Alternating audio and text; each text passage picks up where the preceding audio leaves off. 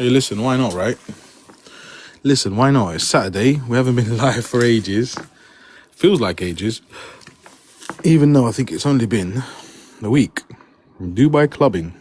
What's going on here? Dubai clubbing. You're up nice and early. Where do we know you from?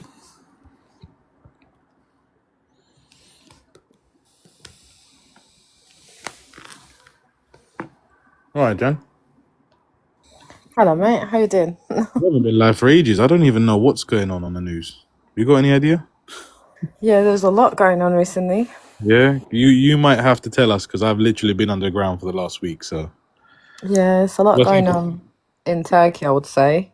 In Turkey? Yeah. What happened? Yes, the BlackRock headquarter. I mean, BlackRock. BlackRock CEO Larry. had a meeting with Erdogan. No, is that for Yeah, real? yeah, they shook hands. So I don't know That what. must be AI.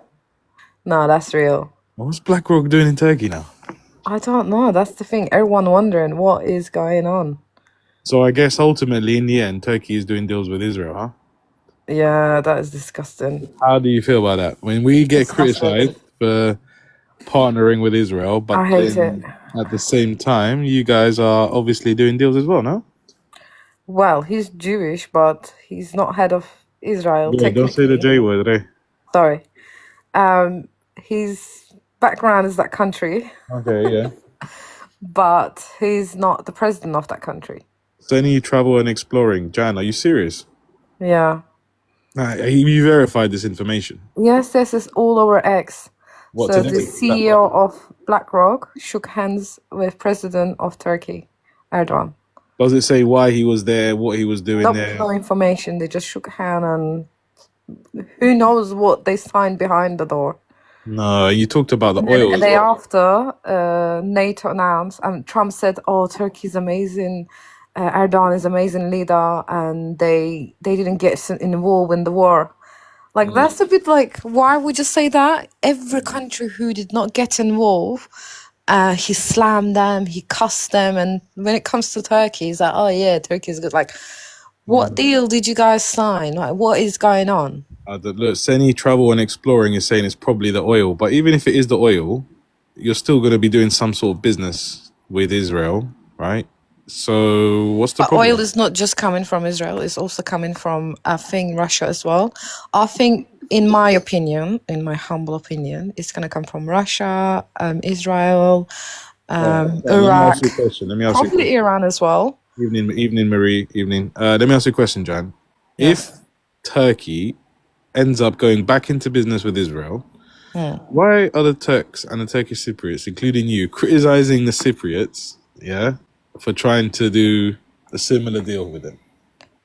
What's that about? I personally don't like that country. No, no, it's Like the personal, head of but it, we're not the talking, people. Like, yeah, the government. yes, and I don't like it. But I'm it's really. inevitable. You saying that Turkey's never, ever, ever going to do business with the I country? Is that what you're saying? I wish for it.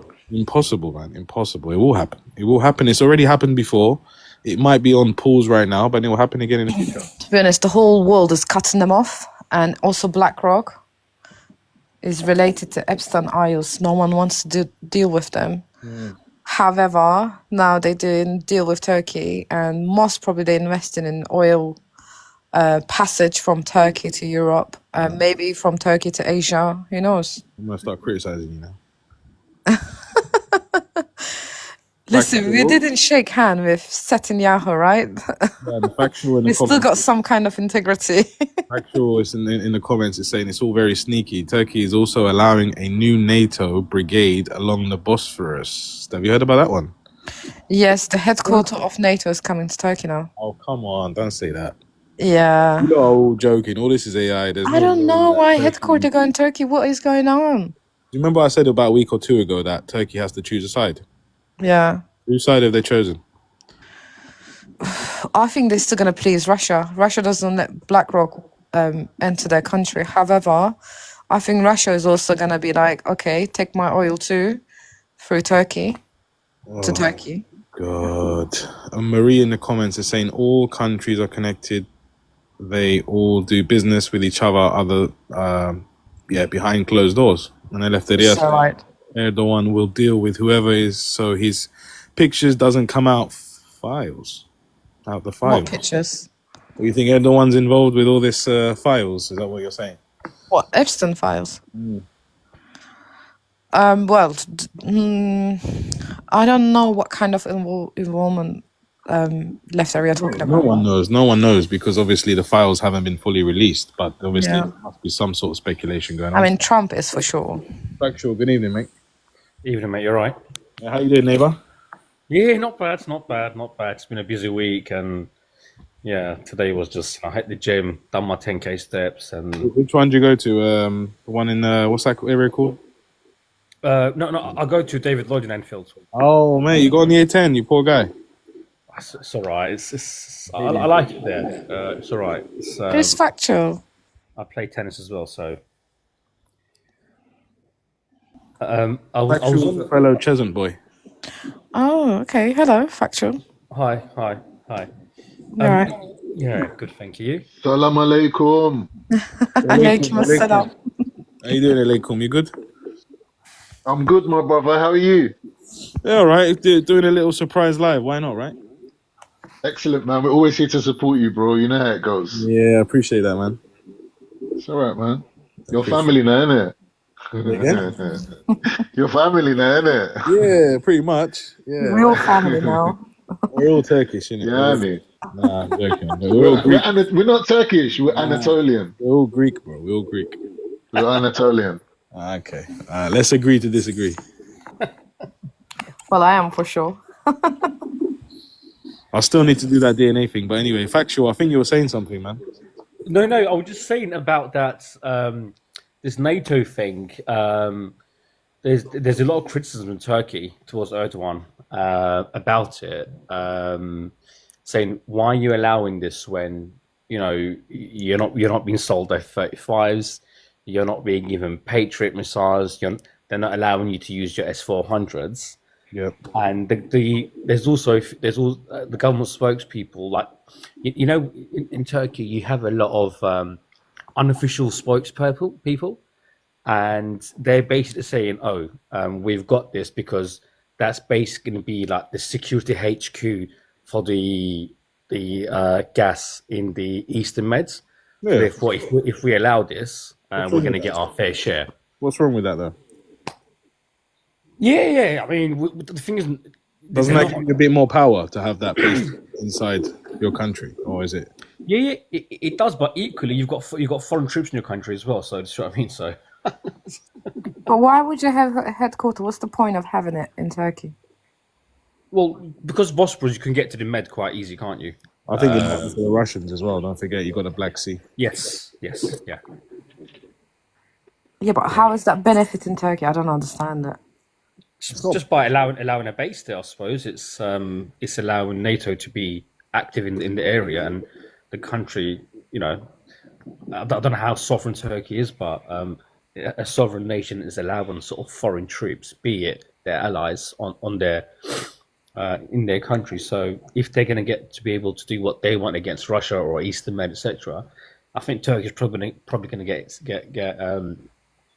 get their cut from it. So I don't know. So you lot are probably going to end up doing deals with the I country, I guess, right? No, I don't want that. No, I'm going to bring that up. We had Escape on yesterday, and he was making an argument that indirectly that is what's happening because obviously BlackRock, they deal with Turkey and they deal with South Cyprus, but with Turkey Why are they deal you with lot them having a go at us? through America. I never said anything. Not you. No, you've never said. We don't put our flags next to that country flag. We don't proudly say, yeah, we support them. Yeah. That's like different level, man. Yeah, that's too much. That's You too can't go much. back from You're that. doing it undercover, so that makes it better, then, yeah. We're not doing it undercover. It's a businessman we're doing it. We do it out loud. You do it undercover. That's the difference. That's a business deal. It's different. So you lot are more discreet and we're more open. That's what you're saying. That's the difference. No, you guys on the wrong side. No, I think I think our politicians are scared of the public backlash. That's why they've been discreet about it. If they are doing it, Isn't it going to come out eventually? it will do. Yeah, it will do. And how are you going to handle the backlash? Well, I know how Erdogan's going to handle it. Sweep it under the rug, yeah, and move on. Yeah, but how is Cyprus handling that? Let's say we're doing business with them, right? And let's say oil is going from Turkey. Oh, it's quieting down now. Cyprus, Look, what happened to your deal? no one's talking about it. No one's talking about it now. Yeah, what happened to your president? Oh, we're just going to go back to being nothing. The thing with Turkey is, right, they're not anti-Israel existing. They're just anti the Benjamin Netanyahu's administration and what he's done. So this false position that people put on Turkey is like, oh, you're in bed with NATO, you're not really Muslim. Oh, you're in bed with Israel and America. But that's just being pragmatic. That's just being like a modern player, right? But to object to Benjamin Netanyahu as an individual and what his administration has done, I think is justified myself. Doesn't mean you're against Israel. It's not that you're trying to remove Israel from the world. Oh, no, that's absolutely right. But the thing is, even if Netanyahu stays in power, it's not like this rhetoric that they've got is going to change. There's no way the next government after Netanyahu, if there is one, is gonna do a 180. Huh? It's not gonna change. They might do, because there was a lady in the parliament. I feel like they've gone too far, Jan. It's too far to turn now. Yeah, but she was telling him, like, you started this war, you did it, like, even, what was it, 19 September, whatever. Best case scenario, they make him the fall guy. Best case scenario, he's the fall guy. But how are you going to recover from it? The foreign minister did come out, Fidan. He did say for us to normalize with Israel, he said they need to leave. He put a few conditions. It was only about last week. So Turkey's position is quite clear cut. It's one was about Gaza. Second was about the occupied West Bank. They were like, look, you need to sort of retreat from those sort of areas. Stop doing what you're doing in Syria, and then we're fine with you. We've got no problem with your existence. Just stop trying to, settle dominate. Countries. Stop trying to dominate. Israel's obviously, I mean, I don't know, you may say these demands are non-negotiable for Israel to withdraw from. But the foreign minister quite clearly said, if you do this, we're fine with you, no problem at all. We'll go back to how it was 15 years ago. But, yeah. What's Eleftheria saying in the comments? I missed it.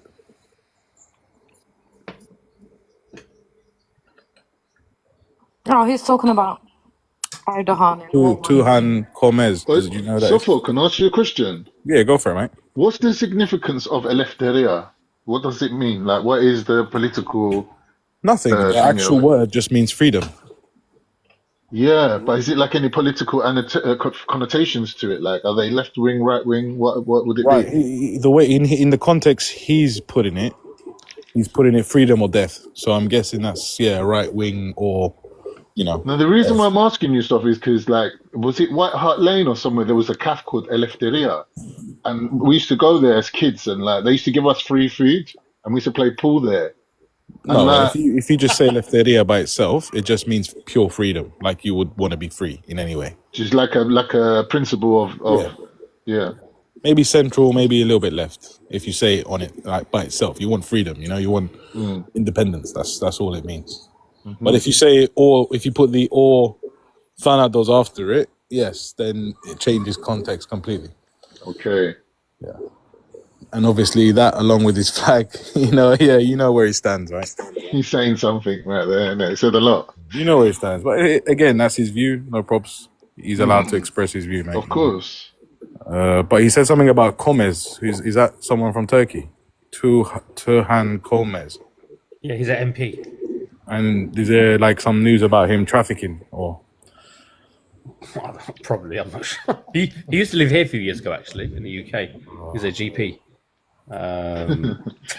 He used to live here a few years. Dodgy GPs, man. Yeah, I just see Eleftheria always talking about custom Turkey, but I never see him ever saying, that deal with Israel was wrong, our president was wrong doing that.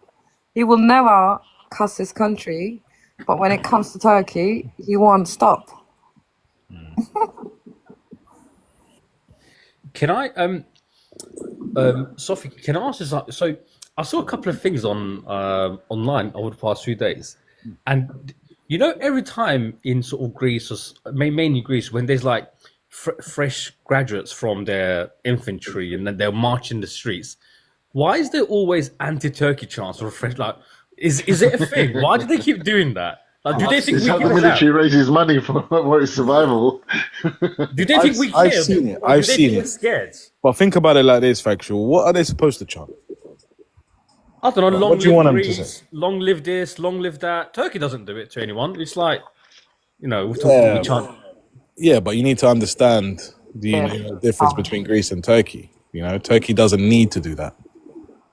Whereas This is why you guys does. behind. Like all you do, all your concentration, all your money, all your focus on Turkey instead of evolving yourself. Turkey is our moving biggest forward. threat, even though it's not a threat. We It's don't not have a any. threat. Right. Move It's not. forward. It's not. I agree. Turkey is not a threat, guys. But We are I'm not a saying threat. you're the closest thing. I would say Turkey is the Turkey closest thing. don't wanna be in war with Greece or Cyprus. Yeah. Your average Turk, they probably like more Greece and Greeks more than they like all your Arab countries. Oh yeah. Like, by far. Oh yeah. Like, I know a we- lot of people that say that the biggest mistake Turks ever did was taking over the Arabs. They should have just stuck with the Greeks. I heard that, seriously. Yeah, it's Yeah, but Hey, yeah, guys, Turkey- don't you think though that Turkey is quite a threatening country, Yeah, of even course. without wanting How? to? Be. Just 100%. looking at it as a Greek. Because you're we're looking at- gangster. We don't mess about. no, yeah, we're own not. it, own it, own it. Yeah, No, why no, not? elaborate, Oh. please. Own no, it, no, bro, own it. Elaborate. Give me some substance. How? What All are we right, doing? look. The conception of second Turkey was, biggest what's the army. whole point of the country of Turkey?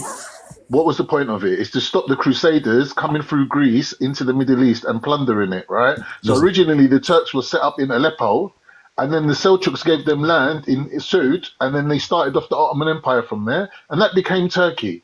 They spread predominantly from Suud into Greece. I can tell you three quick things why we think Turkey's a threat. One, Yeah, you're the please second biggest army in NATO. You're 90 million people. You're heavily invested in your military and expanding. You're unofficially claiming territory around the region, i.e. Syria.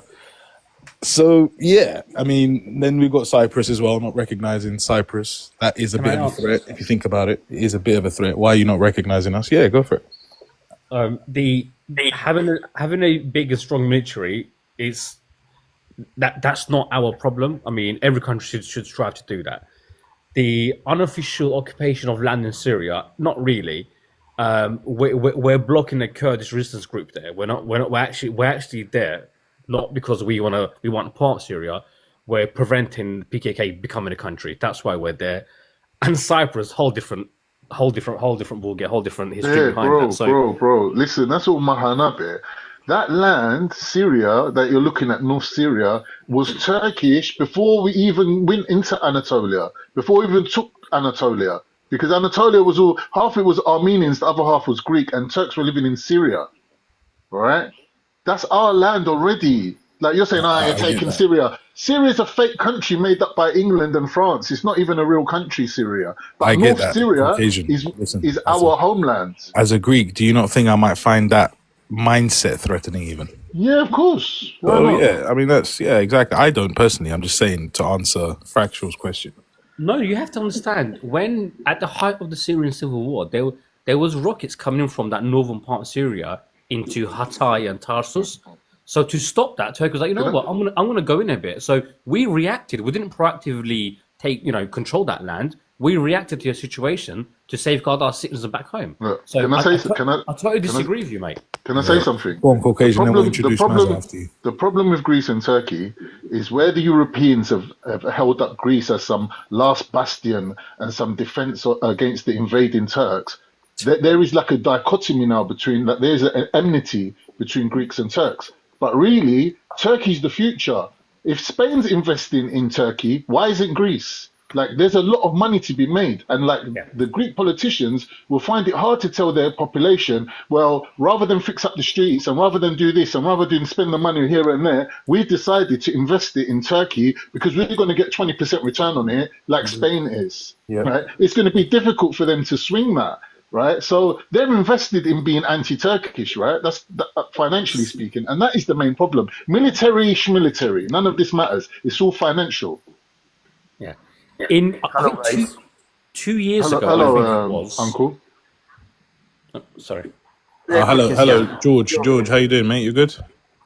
I'm good. How are you? Yeah, very well. Also, I'm conscious that with Mazza, I don't know, Mazza, are you new to the panel? Yeah.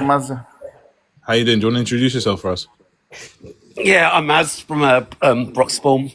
I wanted to something you just said earlier about Turkey is a threat. Now, do you see Turkey as an immediate threat or a threat in future? Future. Future. May I say something? Yes, George. And for Maza, if it is okay to interrupt you, Sure. it's exactly what you said. Are you Turkish? I'm Turkish Cypriot, yes, indeed. Okay, so we are compatriots. You know, Egeortusu, you know? Yeah. Right, Egeortusu. There are 100,000 Turkish soldiers just opposite the 20,000 Greek soldiers in the islands of Aegean Sea. There is the biggest fleet, amphibious fleet of the whole Mediterranean opposite these islands. There is a casus belli for 30 years against Greece. There was, I don't remember the name in Turkish, Bayolus, big hammer. It means big hammer in Balyoz. English. Bayolus, tell me. That it was a scenario, I'm not sure if it was hypothetical or not, that the Turkish generals decided to shoot down a Turkish fighter jet, and then start a war against Greece. So there are four things, and you have Bakhshali and some journalists, reporters, and some other politicians saying that the half of the Aegean Islands should go to Turkey. Is that enough? Okay, so someone who works for, I work for BlackRock myself, okay, for many, many years. And I was listening to the comments of Jan. Now, I think the biggest threat at the moment is what Mate, I'm the following planned you. Yeah? islands, what they're Maz, when you close your app, we can't hear you. You've disconnected, Mazza. He started giving away information. He got the phone call. They were on the phone saying to him, "What the fuck? Sorry, guys, Shut your you mouth." think you're on Get an their iPhone. When- Did they tell you to shush, man? As soon as he started, yeah, he's like getting a shush call. But coming back to the point, guys. Now, I know the ins and outs of BlackRock. I've been working for them for many, many years, and what the company's about. Let me tell you one thing. Jan commented earlier and saying that, you know, BlackRock is negotiating deals with Erdogan. Now, do you really think a company like BlackRock, which BlackRock, I think it's about 40%. So the government, where the money they borrow, the UK government, they borrow 40% of the debt is from BlackRock. Now, believe you and me, if Turkey was a threat, BlackRock, I mean, I don't know if you guys know, but BlackRock does not bid to buy or negotiate deals. They play with investors. I do not foresee that if Turkey was a threat, that... Oh, you've gone off again, Mazza. I don't think BlackRock would be negotiating deals with Erdogan if Turkey was a threat to Greece or in that region or anywhere around the world. So how do you see it then? It's going to be a financial war. And what I say by financial war, Turkey is growing, even though their GDP and their economic growth at the moment on when you see it through the media and everything else is very manipulated. But Turkey is very, very powerful in terms of military, their exploitation, even with Israel, what they're doing. Influence. Don't forget influence. That's the biggest one. I would Massa, say. can I put forward my hypothesis? Tell me what you think of it. Sure. Turkey's in an unfair advantage in a situation that they can exponentially spend on military and the population will never object because the whole ideology of the country is to be strong, right? Right. However, with Greece, they're traditionally left-wing leaning, social minded people, democratic minded people. For them to increase their spending on military, which Trump's insisting on, they have to put forward an enemy, whether it's a real enemy or an imaginary enemy. They have to convince the population that we need to spend this money and it's coming out of your pocket, right? So this is the whole anti-Turkish rhetoric in Greece, is just to get money out of their own population I because totally Trump's agree. demanding it. I totally agree. Huh? Is it really? I All right, put one next to my name. I do it. One. I got totally one. agree. But unfortunately, the coming years, if Greece goes down that route, By the way, George, I'm starting to feel a bit threatened here. There's too many Turks. Can the Greeks start requesting, please? Yes, you got George Sorry, here. Don't Master. worry. He's Yeah, I'm got your saying back. George. I'm starting to feel a bit threatened right now. I leave you alone. Oh no, don't leave me alone. Don't leave. I don't know what's your fault, guys. I mean, you know what? Why I do you think think BlackRock did shake hand with Erdogan? pardon. Is that Why? Larry? Why We're do you talking think they about shook hands? Larry Fink, right? We're talking about Larry. Yeah, Larry. So, I mean, if you, I don't know if you understand much about how BlackRock is, but BlackRock doesn't use their money. They invest. All the investors will have the money. They're basing that money on the investors, so they don't exactly negotiate a deal as such. You know, it is the investors what has that final say. Aren't they institutional funds that they've Yeah, got? yeah. I Aren't mean, they you're talking also about 12.1. I mean, they're an Yeah. asset management company. trillions? Yeah, we're talking about trillions, but do they not have full authority to invest? Others? No, not full authority. The board members still have a say. I mean, Who are even the, though I board- think who are it's the board around, members? yeah, I think it's about 46% what BlackRock actually has a hold.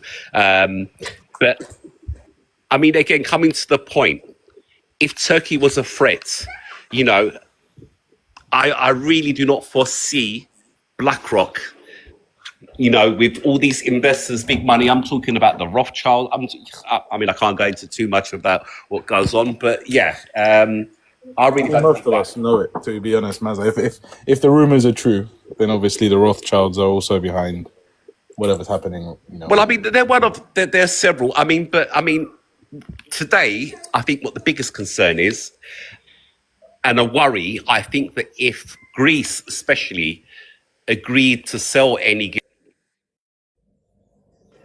Lost you again, Mazza. Lost you again. Come back on the app.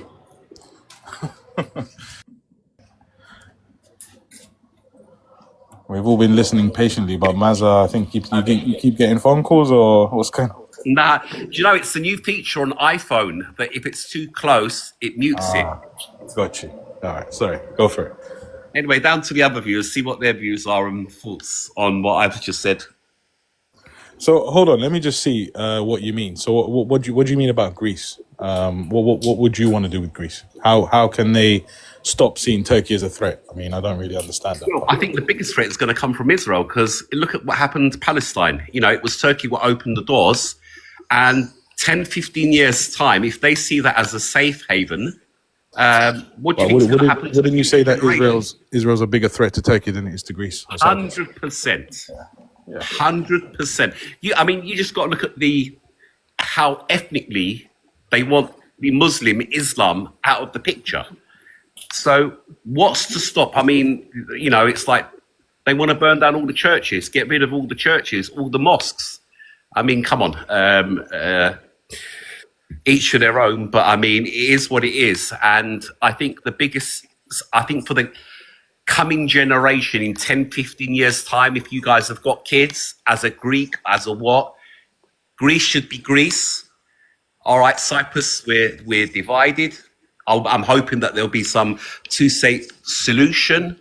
You know what? This is actually a Cypriot live, Mazza. Do you want to tell us what you want? You want a two-state, you just said, right? Pardon? You say you want a two-state. Why? Why would you want a two-state, not a unification or a bi-zone or bi-communal federation? And I'll tell you why. Because the financial interest in Cyprus is not just Cyprus. You know, you've got the UK. You've got Israel with the natural gases, Turkey. You know, everyone wants a bite of that gold. And, you know, I mean, first thing, look at the sovereign base. We can't get rid of the sovereign base. Well, I lost you again, Mazza, but I think I'm going to disagree there. I don't think that Turkey or Greece would like to have Cyprus because of their resources. I don't think we have any resources, apart from some gas that we've discovered on the south. I think that's about it. But that is obviously, as you know, finite, isn't it? It's not really a long-term thing. Earlier on, just touch basing on why Turkey, the Bosporus Gate. It's not about how much fuel; it's what goes through them gates. The oil, the gas. It's the pipeline. It's world #1 pipeline. And again with Cyprus, I mean, Turkey is now looking to have under the sea travel like via train now from Turkey to Cyprus. All this is investment. If again, I mean, you know, there's a lot of talk. I know what I know from BlackRock. You know, 15 years in BlackRock and who they're investing, where they're investing, and it's a different picture.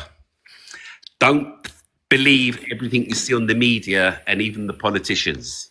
And again, you know, I mean, Jan said, look at the Epstein and all that crap scenario. Look, you know, we can talk all day long about that, but look at Trump. Everyone who's got away with what? It's all about money, all about money. But anyway, enough from me, and let me listen to you guys.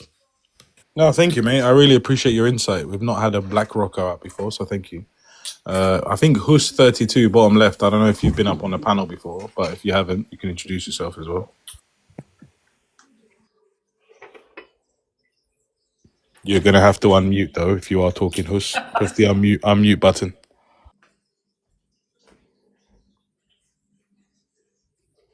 Can I just come in, Mazza? You mentioned BlackRock. I mean, we've been talking about it for a couple of days, and then Erdogan announces a meeting with Larry. I missed what you were talking about earlier. I mean, can you just give us a bit of an overview of what your thoughts are on the BlackRock meeting with Erdogan?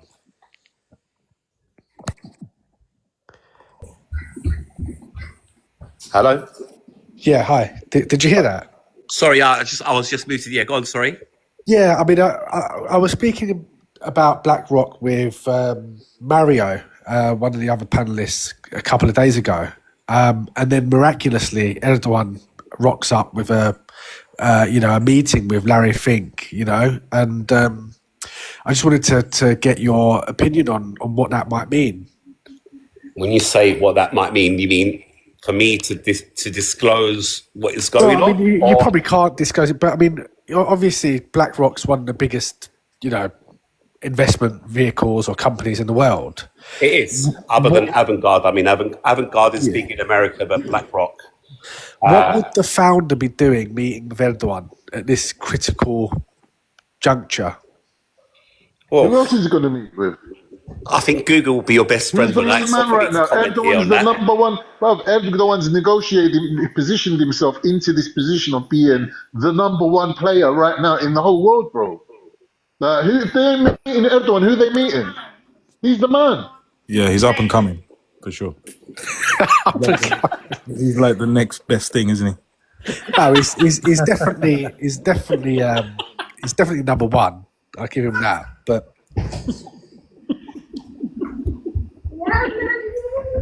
sorry, guys, background there. But yeah, I couldn't comment there, guys. There, I mean, it's, you know, certain things what can't be discussed. But yeah. Yeah, interesting. So what's your position at BlackRock? I'm the head of trade floor worldwide. Okay. Wow. So you're not just you don't just make the teas then. Wish. You want to come down one day down at Liverpool Street? You're more than welcome, mate. I'll meet you up for a cup of tea or a cup of coffee. Yeah. Why not? You know what? It's good to see a fellow Cypriot, you know, in BlackRock. Yeah. So well done, mate. I'll meet you, but my question is, brother, what's in it for me? Why am I meeting you? Sorry? You're saying come down to meet me. I'm saying, what's in it for me? Well, wherever you want it to be for you. It's a joke, innit? I'm not meant to be Shaka. Yeah, he's a trader. He's a trader. He's honestly- obviously going to want to trade your money there. Jokes to one side. I mean, a lot of people have got various views on Erdogan, but let me tell you, if the likes of Goldman Sachs, JP Morgan, these are the big boys. And I mean, like, if you look at again, when you talk about Israel, like, what you're seeing on the media, Erdogan's washed his hands off. I mean, the biggest investors currently in Turkey is even Avantgarde. It's like we're talking billions. We're not talking millions. We're talking billions. Goldman Sachs offices. I was there not about 3 years ago, and some of the deals what are going on in Turkey, you think, wow. There's a lot of big money being played around in Turkey. And there's a lot of investment, or investors, may I use the right term. So, Mazza, can I ask you a question? Sure. I'm a strong believer that Turkey's economy was shorted on purpose. Okay, after the incident with the Pastor Brunson, I don't know if you know about that story. Turkey arrested a pastor in Izmir. They believed him to be a CIA agent, and Trump wrote an open letter to Erdogan threatening to decimate his economy, and in fact informed him that he'd already started decimating the economy and there was more to come. Rumour had it, the trade floors were instructed to short the Turkish lira, and the rest is history. Do you know much about the shorts? I don't know much about the shorts, but one thing I can say to you, that the trade floor is only threatened by the actions of the likes of Donald Trump.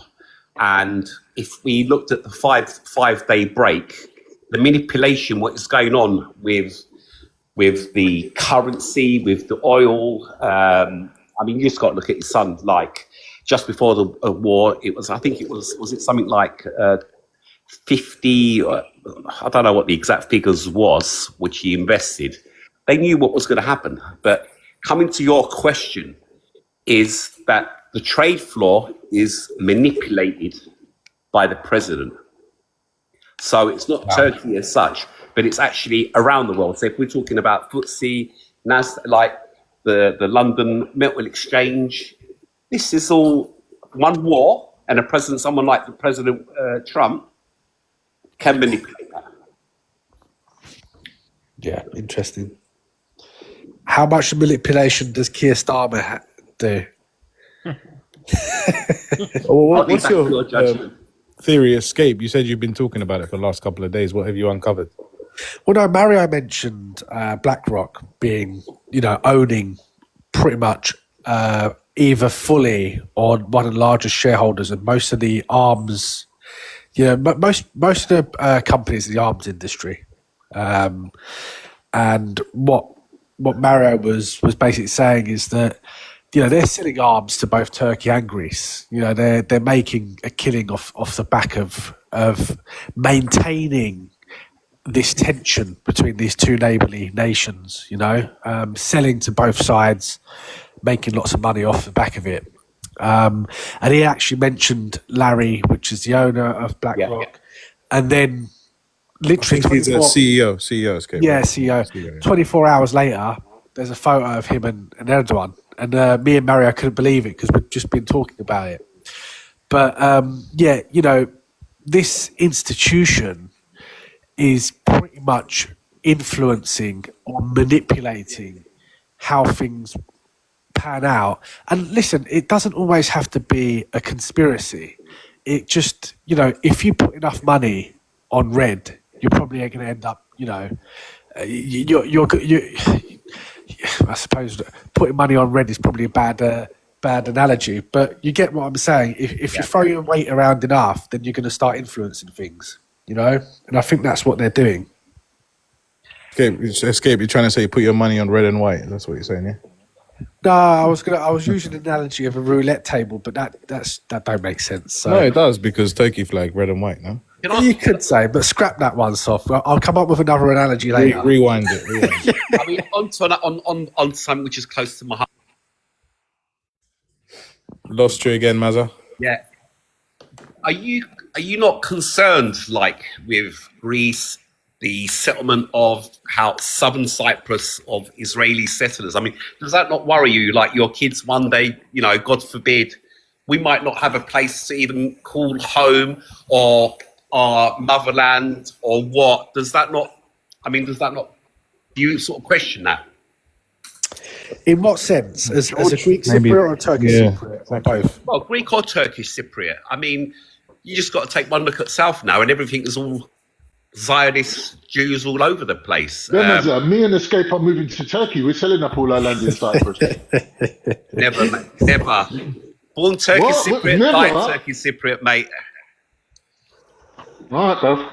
You know, Mazza, I have to say, I am all for foreign investment. And as someone who tries, and I think I do really well not to discriminate against people of different races and colours and religions, I don't care whether it's Jewish or Iranian or Lebanese or Russian.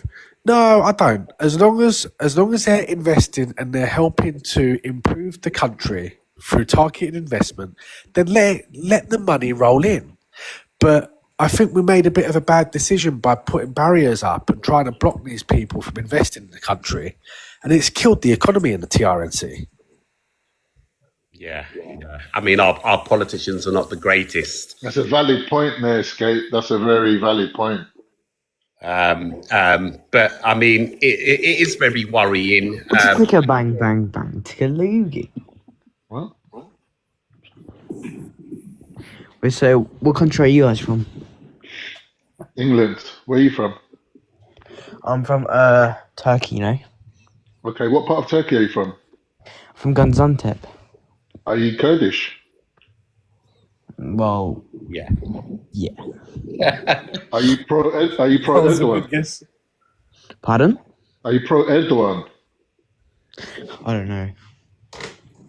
Wait. Can I just say something, yeah? Of course. My birthday, yeah, it's on March 25th. We were invited. You invited And us. guess what day that is on? No, that's Independence Day. Yes, that's Greek Independence Day. Yeah, what's up? Yeah. So that's my birthday. Oh, okay. So am I And Greek? how old are you, Indy Cold? Wait, am I Greek then? Yes, you are. Everyone's Greek. And your name is Yunanistan. Yeah. All right, let's do a vote. Should we drop this young man or leave him up? Bye. I'm gonna go anyways. Bye. Okay, go on then. İyi geceler Yunanistan. Enjoy your birthday. That was so random, by the way. Sof, you know, can I just say, we were talking earlier on about, are we Greek? I actually did a chromosome DNA test. Give me the good news. I've got 57% in my bloodline, 23% Venetian, and the Turkish was like, wow. Oh, sorry, what was the 53%? So my half, I'd say, is Greek Cypriot. There was 23% Venetian, and Turkish. Italian, in other words, Italian. Yeah. Yeah. I But mean- what was your origin though? What was your dad's dad? Was he Turkish or Greek? Yeah, it got Greek. There's Greek. I mean, obviously from the village I'm from, is Ios Andronigo, which is right at the point, Garbasia. It was a very Greek, and like even my great-great-granddad was Greek. That's amazing. We're so proud to have you as part of our family, brother. Welcome. I mean, look, Turkish, Greek, we all carry the same blood. Brother, but I mean, yeah. If you're Muslim, you're Muslim. I've got no problem with you. Well, I mean, I'm born Muslim. I mean, it doesn't make I'm saying for myself personally, I have an expansionist ideology that as Muslims, we should absorb all the races. So I'm not a racist person. Listen, The more Greeks that's mixed in with the Turks, the better. Bring them all. I agree, mate. look, God is the greatest. And other than that, nothing else. Religion doesn't pay my bills, my beliefs. Just be a What did good Erdogan person. say, brother? Erdogan said, he made a speech, he said, we are the people of this region. We've been here for 1,000 years, living together side by side. Kurds, Turks, Greeks, Iranians. This is our land. Yeah. Do you understand? This is the thing. This is how I see it. I like Erdogan, man. I don't know why people don't like him. I think they're haters. Wow. Big fan of Erdogan. You are, yeah? Yeah, man. Why is that? What ticks it for you for everyone? Before Erdogan, look at the situation in Turkey. Constant bickering with politicians, falling out with each other, like this side, that side, getting into bed with each other. Like politics was terrible in Turkey. Like there was military coups all the time because the army had to step in. It was constant instability. No one really could bring everyone together and have an overwhelming majority like what Erdogan achieved. But even in addition to that, I mean, Erdogan's done a massive amount. You know, you can't deny it in terms of infrastructure, roads, bridges, airports, hospitals, universities, so on and so forth. You know, just the level of you know, the way in which the people are living, their daily lives have changed drastically under the Erdogan government. But I mean, I'll give you an example. There was a massive issue, and I hate using the word the Kurdish problem because I don't like to tar all of the Kurds with the same brush. But there was a very big problem with separatism in Turkey. That was fueled by the PKK, which is a terror group. And at one point, they actually took arms, blocked the roads off around Tunceli and places like this, predominant Kurdish areas in Turkey. And they started blowing up buildings, threatening people. And why do you think that is? Who's that fueled by? Well, you know, we can go on to the conspiracies, but this was the black and white facts, and he needed to deal with that not only from a military standpoint but an economic standpoint. He invested hundreds of millions in those regions to now enable what the Turks call kalkınma, you know, an uplift. Those people now have airports, they have universities, they have jobs, they have a future, you know, they have links back into different parts of Turkey. They're integrated and they feel part of it. A little bit like the Turkish Cypriots. We want to feel integrated and part of the ROC. That's what Erdogan's done. But then on the other hand, you have someone like FETÖ who's in with the CIA, and these so-called militants and PKK. I mean, even look at Trump now. He's going back to the Kurds. He's used the Kurds, you know, dumped them, abused them, and then now he says, "Look, we need your help." And this is going on in Turkey as well. This goes on in Turkey. There's a lot of sellouts, you know, and a lot of Mossad, CIA. But this is why I don't like to use the term Kurds, Mazza, because you know it's unfair. Because it is. You know, Turkey's got a massive Kurdish population, and you know this is a very small percentage. And the Kurds that Trump refers to, they're militant groups. They're guns for hire. That's all they are. You know, and that's it. You know, they are paid to do what they do. End of. Yeah.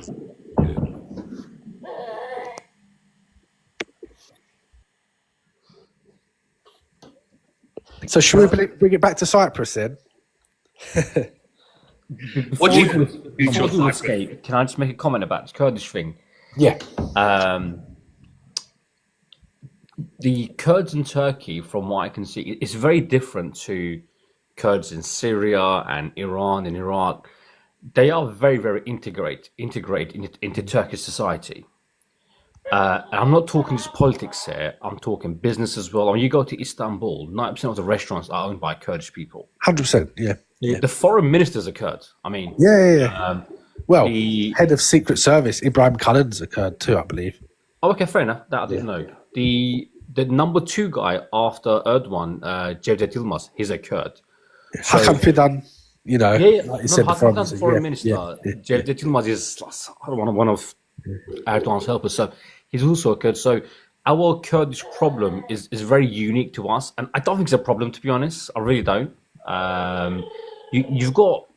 You always have people on the extreme in every political movement. Yeah, you'd always get 3%. I mean, if it was a very, very big problem, the Kurdish party would get all the Kurdish vote. We're talking 15, 20 million people. But the top, I think their peak was 12, 13%. Yeah. Which just proves the point that the Kurdish problem in Turkey is not really a big problem.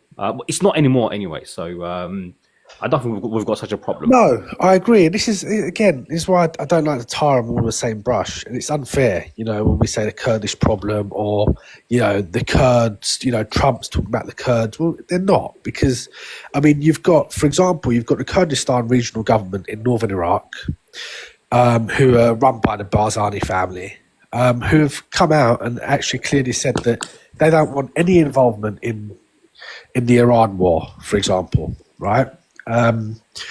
But there are different factions, and there is still these factions that, I mean, for example, when you scroll through TikTok, you'll see the word Rojava come up quite a lot.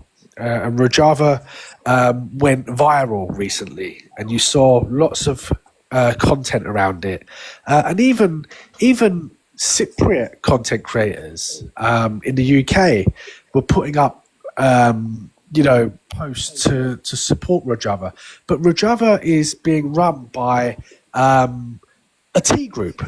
You know, their ideology is separatism, it's Marxism, it's fascism, it's separatism, and it's terror.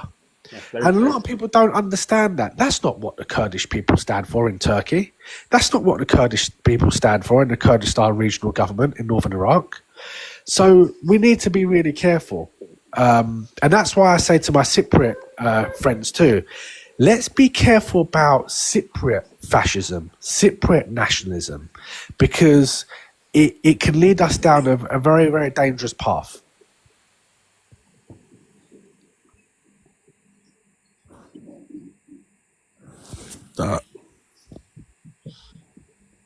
I guess. Thank you, Escape.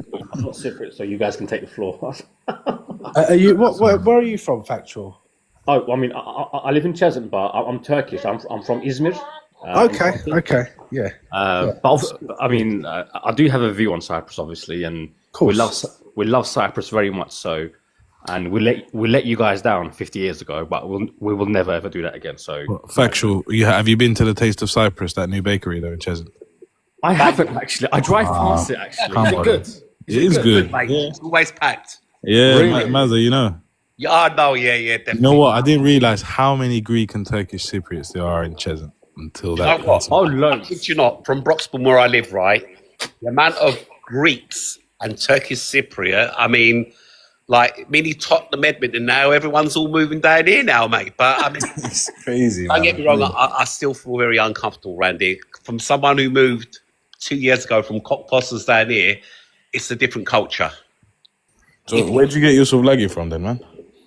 Well, he used to be Sakis in Oakwood. Well, his son and Michael, but then they obviously sold up. Then I think Frasakis has opened up again in Potter's Bar. Yeah. But yeah, Frasakis number Where are you one now, for me. Mazza? Sorry, I missed it. I mean, I'm Broxbourne, Okay, yeah. Wormley. Okay, yeah. But yeah, Well, that not far baker from is Factual banging, then. mate, banging.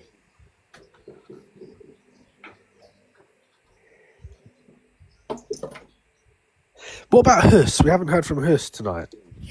I think I've got mic problems as well. Yeah, I think Hus has got mic problems. He hasn't unmuted. Let me see if I can request him to unmute, and then if not,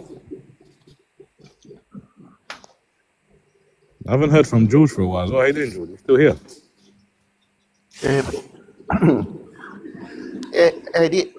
I couldn't contribute because it was about Kurds. Well, we got any news? Usually, you got good news coming out of Cyprus. Thank you, my friend. I heard Phidias, whom I didn't respect a lot, but when I hear it 1 week ago, a few days ago, I have a different opinion for him now. Did you see the interview with Oh, Karek last week? no, what happened? He had very good answers, and to be frank, I can say that I respect him a lot because he's not a young man, a naive young man as I thought. He was very up to the point when he was answering, and he has my respect now. And okay, I can't say what exactly he said, but he had generally he had very good views about many things he was asked. But George, do you not think? I mean, you probably like him because he's done a 180-degree turn. I mean, as a Turkish Cypriot, we gravitate to Turkish Cypriot, Fidias. Gabe? Sorry, Are you a Turkish Cypriot? I'm Turkish Cypriot. Yeah. I thought you were a Turk. Okay, tell me again. I'm a Turk from Cyprus, to be You are exact. Turkish Cypriot. Yeah, I'm a Turk from Cyprus. You were born in Cyprus. I'm a Turkish Cypriot, George. Okay. Yes. Ask me. Yeah. You were asking me something. Kıbrıslı Türk. Kıbrıslı Turk. Yes, I know Turkish. A little Turkish. Hello. Yeah, so Grigori. Escape. You wanted to Yeah. ask I me mean, something? I just feel that Fidias has done 180-degree. I mean, initially as a Turkish Cypriot, we thought that he had softened things for us. He was liaising with other Turkish Cypriot YouTubers. He was trying to create I some know. content. He was bringing. Don't forget the unforgettable interview with the previous president. Yeah. Pata. And he had the chief negotiators in a room, and he was being open, transparent, and opening up the floor for serious negotiations. But recently, his rhetoric has changed. He's become very anti-Turkish, very What anti-Turkish. did he say? What did he say? Well, I mean, he keeps talking about Turkey being an occupier, so he's gone from someone who wanted to understand the situation and soften things and open up an opportunity to talk, to someone who's put up barriers now and is saying, you're an occupier and you need to leave.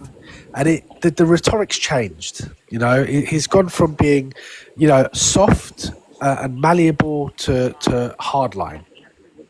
So Escape, you don't like it when he calls Turkey the occupier? Is that what you're saying? No, I don't. I don't like it. I don't like it when Turkey or Turkish Cypriots are tarred with that brush either.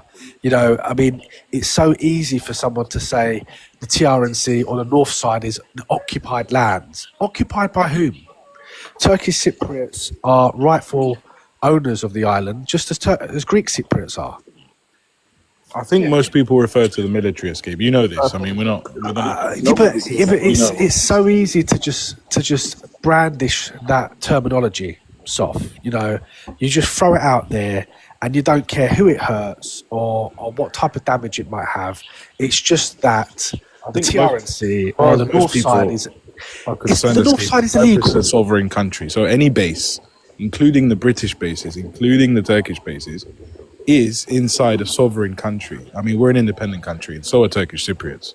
That's why people are calling it not the Turkish Cypriots. I've never heard a Greek refer to a Turkish Cypriot as an occupier. I never did so. Ever. I've never heard it. Escape. Never in my life. You haven't been one. reading the comment section much then. What now? What today? Well, not today, but have you been to Specsavers recently in the last couple of years? Me? Yeah, I went last week. I've got reading glasses. I'm 0.5 plus. What are you? Yeah. Okay. I'm 2020 as the Americans would say. Well Guys, done. I don't want to lecture you all on Cyprus because you're all Cypriot and I'm not, but there's a reason why there's a Turkish army there. Why are we not addressing the elephant? What's the reason? We didn't just end up there because we wanted to just be there. I get why you came. I'm just trying to understand why you stayed. We're Tell trying us, to tell us protect. factual. We're Why trying the to army is protect here? our. We're trying to protect our brothers and sisters from another massacre. No. That's all This it is a cover-up story. According to my opinion, my friend, you can have yours, but according to me, do you know Davutoglu? I will speak with facts. You know Davutoglu. Yeah, Short guy with ex-PM, glasses. Okay. ex-prime minister. In Yeah. 2012, he wrote a book, Strategic something I don't remember, and he said, even if there wasn't one Turkish Cypriot, we would invent one. This is your answer. Well, he's a nobody. I mean, he doesn't represent the government. He's nobody. No one takes He him was seriously. he was the foreign minister. Yeah, he was a PM. He was a PM after that as well. He got sacked. His word doesn't mean Turkey's word. But George, Absolutely. do you not? I mean, I don't want to put words in your mouth, but sometimes I feel like it would be easier if Turkish Cypriots didn't exist. Yeah. Yes, you put your words in my mouth. I consider the Turkish Cypriots compatriots. Do you see them as equal, George? Do they have an equal claim to Cyprus that are like you guys? Of course. Okay, fair enough. What I would say is the Turkish army is there until a solution is found, a just, viable solution with political equality. And we've seen it time and time again. We've seen it in the Annan Plan, where the Turkish Cypriots voted yes. The Turkish government agreed to taper down their troop numbers. And from what I understand, had the Greek side said yes, there'd probably be no Turkish troops on the island today.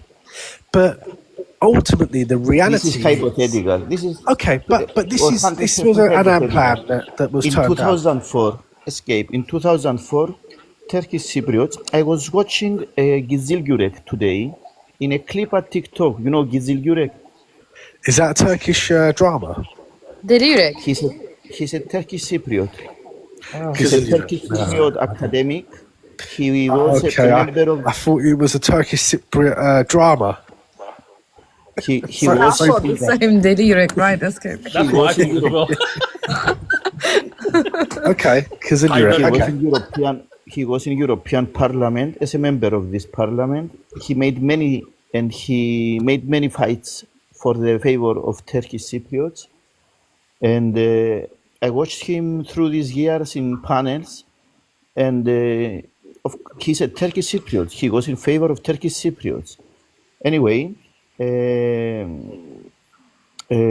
oh sorry, I forgot you were. He considers this. He was talking about 2004 Annan Plan. Right. I can send you the clip if you allow me. He was saying that, of course, he was blaming, and I agree with him, that Greek Cypriots should take that opportunity, the period that we were entering EU. And he was referring to Annan Plan, and he said that time Turkish Cypriots had many motives. It was the economical motive, it was the European identity motive, it was the being visible at last motive. So he says that it was a good chance. And I say it is, they had 2-3 more reasons escape to vote yes for that plan. And if you allow me, there were 2-3 things that prevent many Greeks, not many things, 2-3 things that prevent Turkish Cypriots, Greek Cypriots to vote no. For example, do you know that if there was, do you know who would be in power? 4 Greek Cypriots and 2 Turkish Cypriots presidents. There would be a council of 6 presidents. And if there wasn't disagreement, escape, do you know who would decide? No, Do go you on. remember? No, go on. A foreign judge. So if the Turkish Cypriots and Greek Cypriots, 4 Greek Cypriots, 2 Turkish Cypriots didn't agree, a foreign judge, I don't know, from Germany, from UK, from Russia, could decide about our future. This was one of the reasons that, according to, how do we say, to researchers, Greek Cypriots voted no. This presidential council was a problem. And the guarantees, according to that research, also that there would be guarantees forever. And just for me, the problem is not the army. I don't feel safe with guarantees. It doesn't matter for me if there will be 1,000 Turkish soldiers in the end, but the guarantees is something that it humbles me as a state and frightens me as a person. Well, I'm surprised at that because it was guarantees that brought peace to the island. You know, those According to guarantor you, my powers. friend, why peace, Ray? And just a minute, why peace? Well, Do you know how many let's people were recap. unalive? I mean, you know, it was the Greek-led junta from Greece who invaded the island in 1974, overthrew the Makarios government, and Many Greek Cypriots fought against this. of course they Many did. Greek, But and my that was father a, did also.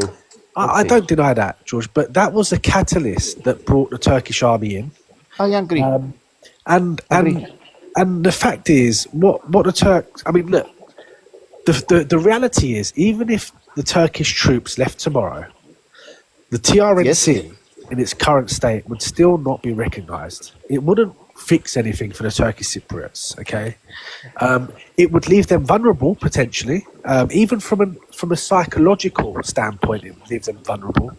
But it wouldn't change. It wouldn't change the isolation of Turkish Cypriots because the TRNC is not recognised, and the Turkish Cypriots in that guise, under their own flag, is also not recognised. So I call on the Republic of Cyprus to take down the barriers, remove the friction, and give the Turkish Cypriots the rights they deserve in the ROC so that they can rally around your flag. How do you mean? Just a minute. Well- Just a minute. To start up, we have a different perspective. For you, the Turkish army is a peacekeeping army. For the majority or for the whole of my community, isn't like this. If you go to a cemetery, my friend, there is peace and silence. But this is not peace and silence. This is pure blood. About 5,000 people were unalived. And if 200,000 didn't leave their houses, the unalived people would be more. First, That's likewise, George. Sorry to overspeak, but that is likewise on both sides. It's worse on the Turkish side. And George, can I ask you something? If the Maza, presence- I would like to say before you ask me and that that's I all. believe that between 1964 and 1974, Turkish Cypriots were treated as second-class citizens, and they suffered. This is This my is- issue. This is something I believe, but there was 74 also. Anyway, in these panels, I don't want to go to the past, but because Escape said about the peacekeeping army, I have to say that in 2026, we still don't see this army as an army that provided peace. We see this army as an army that wiped out the north part of Cyprus from Greek Cypriots. Even after 74, there were at the beginning, I think, 50,000 Greek Cypriots in the north, and now there are 500. After 74, the Turkish army pushed over these thousands, 50,000 Greek Cypriots. They harassed them.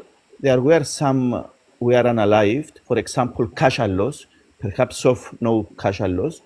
And it is an emblematic person for us. And he was unalived some 1-2 years after 74 by the Turkish army.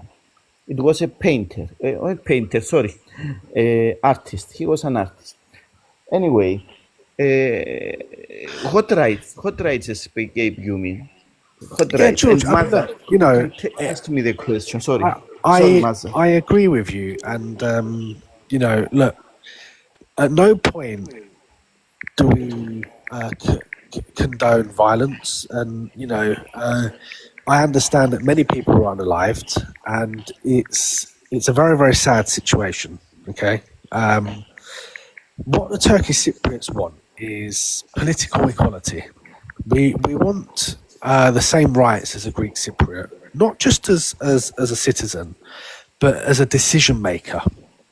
So we want to be able to sit on a table and make decisions about the country's foreign policy, everything from foreign policy to internal politics, immigration, education, health and social care, everything that is required to run that country. Turkish Cypriots want to be equal, and I think if we can establish that in law as part of the constitution, if we can enact parts of the constitution. For example, the constitution tells us that there are only two communities on the island, Greek and Turkish Cypriot, and two official languages, Greek and Turkish.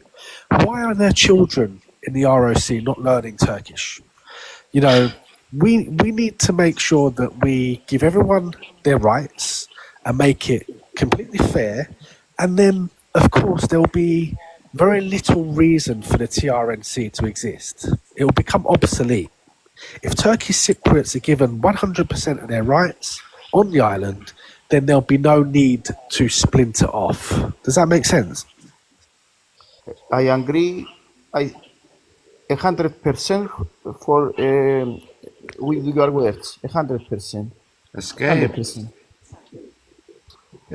I can speak, please. Sure, yes. Yes. Yeah, I think you we said interrupted Mazza about. though. Okay. Mazza, sorry. You Yeah, were but- talking and I interrupted you. No, that's fine. So, George, let me ask you an open question. Like, I hear it through and through from, I've got a lot of Greek Cypriot friends, never have any problems, don't even get into politics of this. But you as a Greek Cypriot, if the presence of Turkish army removed, so that, the Turkish army no longer there, what would change for you? You have echo, and I try to understand exactly what you are saying. Okay, I don't know. so everyone makes this comment, or a lot of Greek Cypriots make the comment, occupied, what we occupy, and we see, not we, but, Greeks see as Turkey as a threat, the army, yeah? Now, if the Turkey tomorrow army was to say, right, we're pulling out, how would life be different for you? How would Cyprus be different for you? It's a very easy question. It's a very easy answer, my friend. Go on. First of all, it is the emotional impact. This would be, for example, Çavuşoğlu on Crans-Montana. He said, zero troops, zero guarantees is a dream for you Greek Cypriots. So if this was not true, and if, I don't know, Fidan now was saying that we will remove the Turkish army in 5 years, in 10 years. Mazza, in Crans-Montana, I don't know if you studied it, but one of the disagreements that there were two disagreements. Mazza, just in case you don't know, just for context, sorry, George, Crans-Montana was the latest negotiations between North and South Cyprus. Yep. I'm not sure if you know, yeah. Perhaps the only disagreement, one of the two disagreements was that Turkey wanted the troops to remain for 15 years, and in 15 years we would discuss if they will leave. And the Greek Cypriot side was saying that they can stay for 15 years and this would be the end. And Turkey didn't accept it. So it would be a very brave and a move from Turkey if they say we will remove eventually the troops. And this will make the procedure start, and I would be very optimistic if Turkey... George, my friend, one thing what is very, very worrying, we've had peace for 50 years, right? However, the power, financial power, what's been given to Israel and their existence would be the biggest threat to you guys. The power of Israel, where they've ethnic cleansed a race, I'd be more worried about them. I would be more. Hello? Oh yeah, sorry, it's got the music on in the background. Oh, Yeah. yeah, go on. As a human being, forget religion, Turkish, Greek. If I was sitting in a place like Cyprus, my biggest concern and the biggest threat would be where Israel has been given so much financial control, settlement, and this is a country which has ethnically cleansed, and it says it in black and white. We are going to burn and get rid of all churches, mosques. They've done away with Islam. They've done away with Gaza. Does that not scare you? That's a threat. We've had peace. Cyprus, I mean, we've had peace for how many years? There's been no wars. When do you recall Turkey going to war with any given country? Israel has wiped how many countries off? Like, what is going on around the world? And I don't know, my friend, but again, I say not now, but the future of our children. And my view is, and I have a very open view, from what I see, young Greek children are taught in schools to hate Turkish, to hate Turks. Not correct. Mazda, you don't know me. I've been in this panel for 3 months. I'm a teacher. And I can frankly tell you that, yes, we teach our pupils that we used to live in the whole of this island. We have rights in the whole of this island. Turkish Cypriots have rights in the whole area of this island.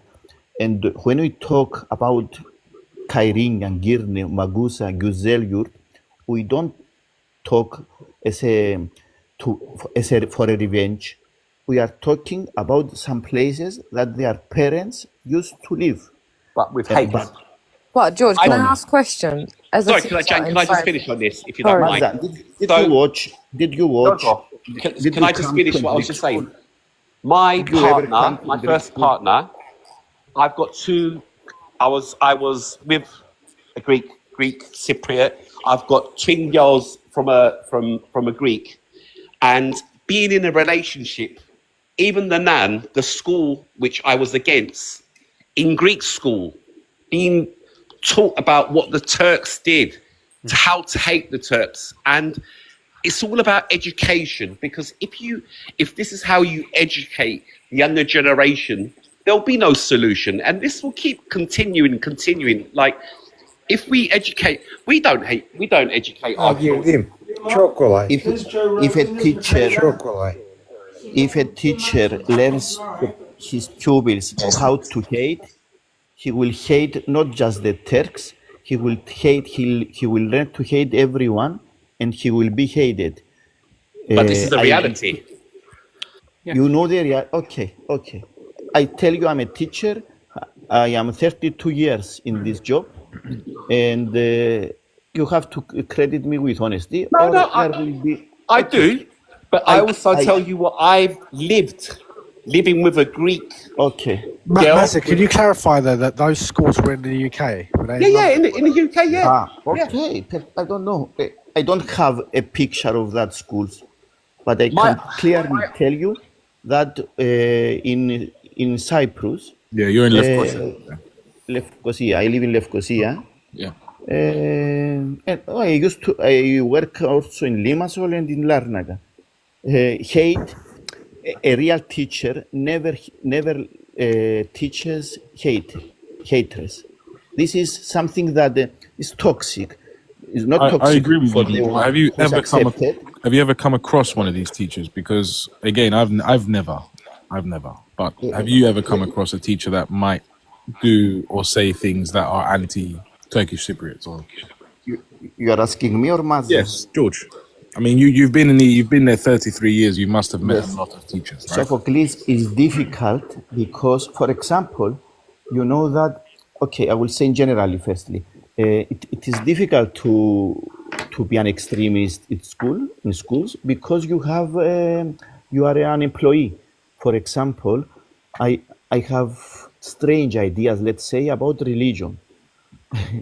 Okay, I'm not the best Christian in the world, but if I go to my class, I don't express my personal opinion.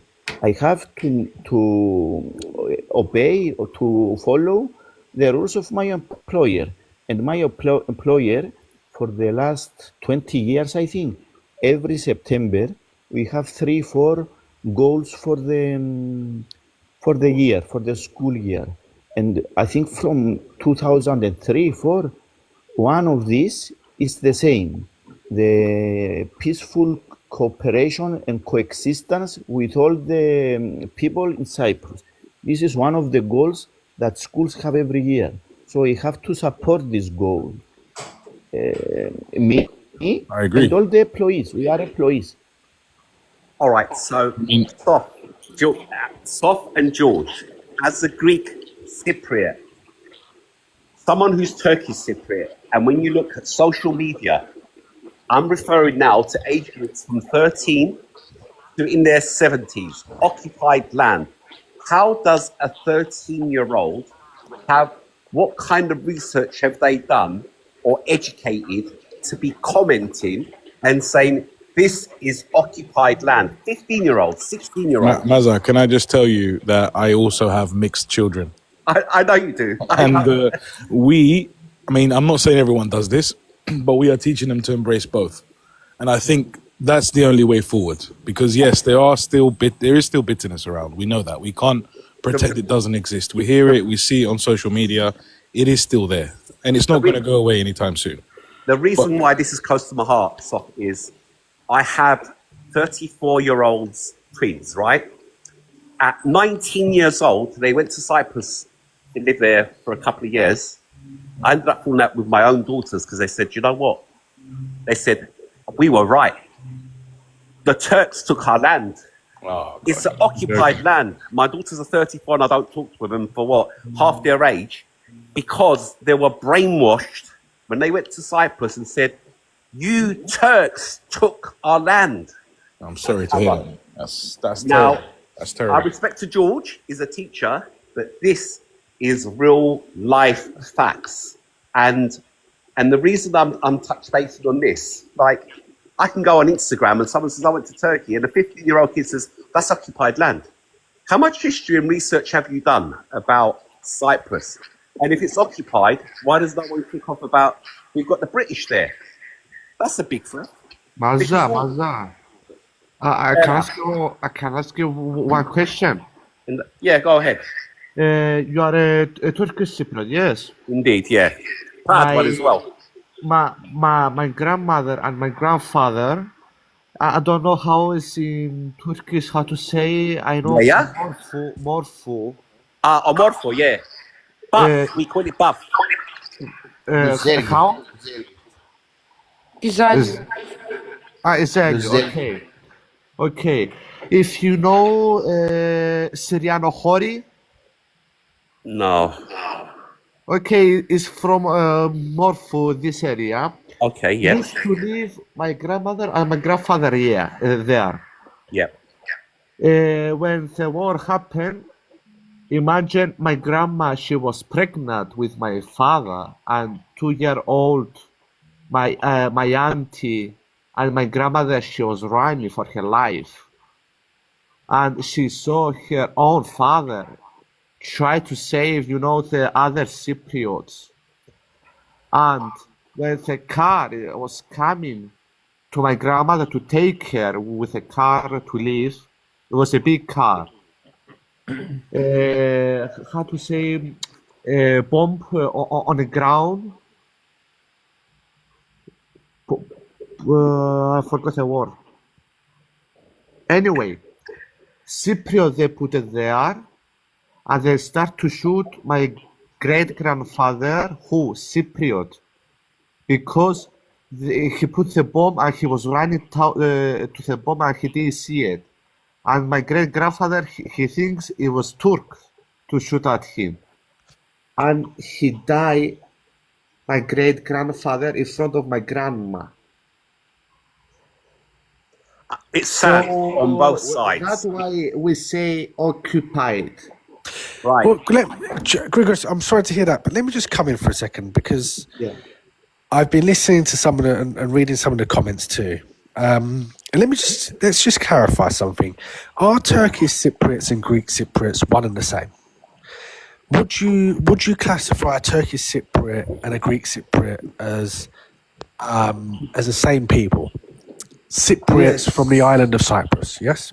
Me personally, I want more Turkish Cypriot to be on the island than the Greeks. Fine. So hear me out. So if we're all one and the same, and a Turkish Cypriot and a Greek Cypriot has no distinction, and we're the same people from the same island, then a Turkish Cypriot could also point at you guys across the border and say that you're occupying their island too.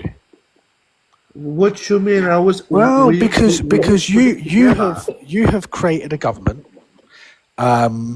You've disregarded your Turkish Cypriot brethren.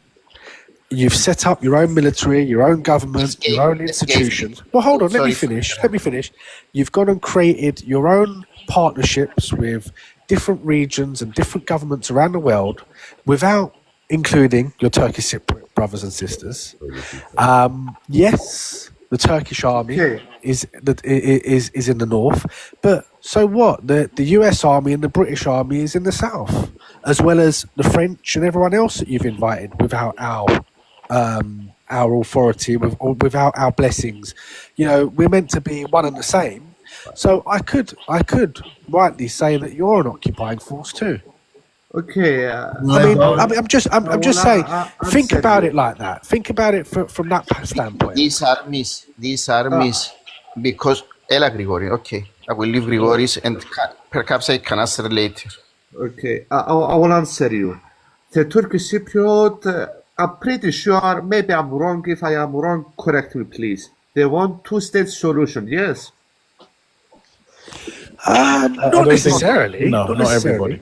Not everybody. Okay. Erhürman was voted. Erhürman was voted, so Erhürman is someone who's ready and willing to negotiate a settlement.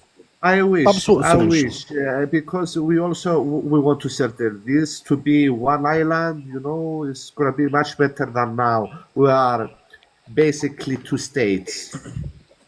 So now we are two states, let's say. We are independent. So why we cannot make an alliance with, let's say, Greece that I don't like this idea, or USA, or however, and you have Turks as your guaranteed power. What is the problem? Well, there you go. I mean, that answers your own question. You call us an occupying force, but at the same time, you want to have your cake and eat it. You're saying that, well, if you can have your agreement with the Turks, then why can't we have our agreement with Israel and the USA? Well, you can and you have. But if we're one and the same people, then listen, guys. Let's be realistic. The island is divided on ethnic grounds. Okay. Who divided the island, Escape? Sorry. Who divided the island on ethnic Well, grounds? the island was divided by a number of different elements that come into play, as you know. The main one. Keeps the division. The main one. Who keeps the division? The intervention by Turkey. The intervention by Turkey, and the Solidified it. Of course, you know that. Listen, you can't. You call a spade a spade. That's what happened. Escape move. It's, how do I say it? It's not a gray zone. It's black and white. It's a yes or no answer. It's a spade is a spade. Yeah, Bravo. So Turkey came intervention. Sorry, exactly one how second. it is made. So Don't you can easily say that Turkey came in. started it. Oh my God! Can let me just finish my point, days. and then you can jump in. Turkey came in. Yeah. Ethnically cleansed the north from the Greek Cypriots there. Ethnically cleansed the south from the Turkish Cypriots because they asked the Turkish Cypriot to go to the north. And the division, the island was split into ethnic grounds, correct? Yeah, Well, look, let me just come in. I'm going to stick my neck out. I'm so on this. sorry. As a Turk, I cannot just sit here and you say that. And Why also, not? Grigorius and George, with who due respect, you're both just giving lip service. The reality on the ground is actually very divided, very racist, and very full of hate. Exactly. Bravo. This Cypriot Well, I'm talking from the Greek side, not Turkish side. This Cypriot, you say Turkish army came, invaded, cleansed this, cleansed that. Why did the Turkish army come? Why? Ray, I'm not saying it's Ray. I'm not because saying of it is. Asia. I'm not saying Before it's Sir for Turkish army This is come, my they got soft, amnesia. You can't soft remember spot. it. Why did the Turkish army factual. come? Okay, I had a live. You the can't just other say day. Turkish army Once- came, okay, done this, factual. this, One this. second, one Why second. did Turkish army come? I'm going to answer You you. really triggered me there. I'm going to answer you. I'm going to answer you. But first, answer me this: what is the guarantor power of Turkey? What did they have to do? What was their purpose? Guarantee the Turkish Cypriots security. Bullshit. No. This Then is you're bullshit. Bullshit to you. Absolute rubbish. Bullshit to This you. is a constitution. Absolute rubbish. Go and read the Treaty Constitution. of Guarantee, Ken. Go and Yeah, go and Ken, read you walked into that one, mate. They're supposed to guarantee all Cypriots, not just No, Turkish. no, no, no, no, no. It's They not are about guaranteed Cypriot. all It's not Cypriots. that. It's not about It was Cypriot. very There's clear. Okay, It's sorry, to what is it? There's a case on the island for 50 it's to years. What guarantee you are one on the it. territorial integrity and the constitution of the Republic of Cyprus. Yeah, And Ken, they- the you're right. Constitution you That's it. hijacked in 1963. Come on. Don't In change the subject. 1964, Yeah, 1963. You hijacked the you chat the Turkish Cypriot out. no, You this want is Turkey to this come is back a and put you back Turkish in power this again. is the What are Turkish you joking? perspective. According to the whole world and according to UN Resolution 186, 3 March of 64, this island has a legitimate government. ROC exists according to 186. This is, and it wasn't Not without hijacked. Turkish Cypriot. This is, okay, It's this out is of what your necessity. perspective. 1964, out of necessity, they accepted that to bring the United Nations into the island. Okay. Yes, and the United It doesn't Nations. make it yours. Turkish Cypriots still got rights. You guys, do you want the Turkish Cypriots in Cyprus or not? Yeah. In one hand, you're saying, "Oh, we love Turkish Cypriots." On the other hand, you're saying you got no rights in Cyprus. Your lip service, you don't. the ethnic grounds, and we have to call an occupation for it is an occupation. What? Dude. What did you say? Oh, this guy, honestly, you're so triggering me. Stop calling it occupation. It really is not. It's occupation. Why was it so hard to admit? Turkish Well, okay, let's put it this way then. Right. From the Yeah. Guys, mid would I give 60s you- to thank you, 74, from the Oh, mid 60s to 74, if you had not tried to cleanse the Turkish ethnicity out of Cyprus, we would not have intervened. Yeah. Simple as that. None of this would have happened. Yeah. They don't accept the Factual. responsibility. There is a catalyst, guys. There is a before and after. You know, there is a Let catalyst. me say this. In April 74, so we are talking about 3 months before the war, there were, I can send you this, there was a small airport in the south of Turkey, I don't remember the name, and who was functioning again, started functioning again. Troops were gathered. There were 2 military exercises in the south of Turkey. They were ready for this. They were preparing for Turkey this. is born ready. They're ready for every eventuality. Yes, but they do that- exercise all the time. Yes, Ken, you can't just but take that- that and say, "Oh, that- well, they were ready to come." What are you No, on no. about? That month, that period, after some years, Well, you they guys were. are always coming out with some conspiracy theories. Okay, Turkey okay. will get This tried is to my get theory. rid of. You can Look at have the yours. reality, Ken. George. Why don't you talk the reality? There was a coup. You tried to get rid of Turkish Cypriots, Yeah. and you've been stopped on your tracks. You gambled. You Yes. gambled with Cyprus, Facts. and you lost. Yeah, It's like exactly. going to the casino, losing your money, and then when you realize you lost your money, you want it back. Can I say something? No, This is a. I have to contradict what Ken This said. is not What Ken- casino. No, This no, is a George. country of some people, some houses, and the lives of some people. We are Yeah, what talking did you about. think of that in 1963 when you got rid of 25% of Turkish Cypriots? We were living in caves. What did you think? They said these people have got lives, they're human beings. Why don't we give them their houses back? In their Yeah, own and homeland. can We were can I living just- 100 yards I from have to our intervene. houses. You're not the We were ones- Ken, begging I you to just come want to back. I just want to clarify something that you just said there because I think it's really important. I mean, we talk about and the word ethnic cleansing has been used a number of times. It's pretty low. There's been a population transfer for sure. however you want to term it, what I would say is that because of the intercommunal violence on the island pre-1974, because of the bloodshed and the animosity between the two communities, because of the hatred that had transpired, it was highly unlikely and also probably not very safe for those two communities at that moment in time to be living side by side. So yes, it was a UN administered transfer of populations. They did oversee it. And it was probably the right thing to do at that time. You can call it what you like, but that is what happened. The country is divided on ethnic grounds. It's not a good place to be. It's institutionally racist right now, and we need to find a way of fixing that. Yeah, sure, escape. Exactly. That's my whole point. Out of everything you ever said, I agree with this the most. Turkey had absolutely no intention of invading the island until the last minute, and this is historical fact. There was a meeting with UK, Turkey, Greece, and there were negotiations. Till the last minute, Turkey held out. When the person who went, I think it was Deputy Foreign Minister who said the negotiations are not going anywhere. This is a historical. There's movies about this. You he are called talking his wife. my friend. You are talking just to understand. No. You Why? are talking Can you listen to after me? the. No. Can you listen? I'm just trying to prove a point that Turkey had no intention of coming to the island because we Just to negotiated. understand, No. We negotiated to the last minute to an extent where this person. I'll find out his name and I'll put it in the chat in a bit. He came out of the meeting. He called his wife in Ankara, and his daughter's name was Aisha. All right. This is August. This is August. This is August he said 74. no, mate. There's phone recordings.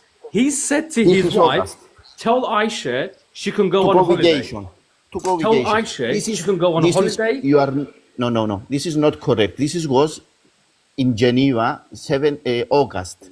This was in August. This was in August 74, 13th August 74, not before 20th of July. So you are wrong. Aisha was the code. Yes, Aisha was the code to start. No. The point is, Turkey held out to the last minute before intervening militarily. My friend, this was in 13th of August. This was the second phase of the war. Yeah, because you guys were not budging on negotiations. That's why. Yes. We didn't want negotiations. Because you were not budging. What happened there? Because in 13th of Not August, just a negotiation. there were negotiations. According to that negotiation, Tochi, that's what started second invasion. Yeah. Because you were not budging. You were not budging. Started an invasion, Ken. Thank you. And you do realize, of the two, Ecevit was the prime minister, Erbakan was deputy prime minister. Ecevit's a left winger, Erbakan is a religious guy. Ecevit is the one who stopped it at what you call today, the board today. Erbakan wanted to go all the way. And he said, we need 3 more hours to take over the whole of Ireland because Greek soldiers were scared. They would run away. They weren't fighting. So you guys, you asked for it. You got it. Don't complain now, right? Yes. Okay, this is not casino, my friend. We are talking about the lives and the people. So I will say it again, that the guarantor comes to protect, not to dismantle a state, and guarantor obligation is to protect, the independence, the constitution, and the integrity of our regime. This was the guarantor. Can I get a word in right here? Can I get a word? Go on. Yeah, good evening. Good evening, sir. First of all, I want to say to that person beforehand that we never invited the English in Cyprus. We've never invited. Someone said, I think it was Escape who said that we invited I don't know who it was. First of all, we didn't invite the Brits. If you remember, in the 50s, we were fighting no, I never said you invite the Brits, but you done a deal with the Brits. You gave them, at the end of the day, someone had to make an agreement, didn't they? Cyprus was under British rule, my friend. Of course it was, until it wasn't. And when the negotiations were made in 1960, okay, 3 countries were the guarantors of the island's independence and the protection of the island. Yes or no? Yes, sir. Okay. Then why now you're saying that we invited the Turks in, we gave the chance to the Turks to come into the... George said earlier on, you protect an island, not invade it. And you invaded the country. What are you talking about? Yeah, What am I talking about? Harry, I think you've jumped in and out of certain different debates, but I think the point you're making is that the Turks invaded. Yeah, basically, yeah. Are we all in agreement on that? Excuse me, what did they do? They just walked in. We rescued and saved our brothers and They took sisters. 37% of the island. It made 200,000 people refugees. Well, what did And you do was it? before Was it an invasion? Can you enlighten us? What did you do before 74? Yeah, why did Turkish army go there, mate? What? Yeah, Did you why just turn did up one Turkey morning and we're like, you know come what? there? Let's have some parachutists. The in Cyprus. excuse that Turkey gave in 1974 for the invasion of Cyprus was that to protect the island's independence. That was the word of the Turks. Yes or no? Protect Look, island Harry, independence. The guarantors needed to protect the constitution, okay? And unfortunately, the constitution was attacked and degraded by the Greek junta, who invaded prior to Turkey's intervention. And before Greek junta, he was... And even before that, there was intercommunal violence and lots of Greek Cypriot hijacked the unfair. Republic of Yeah, Cyprus in exactly. 1963.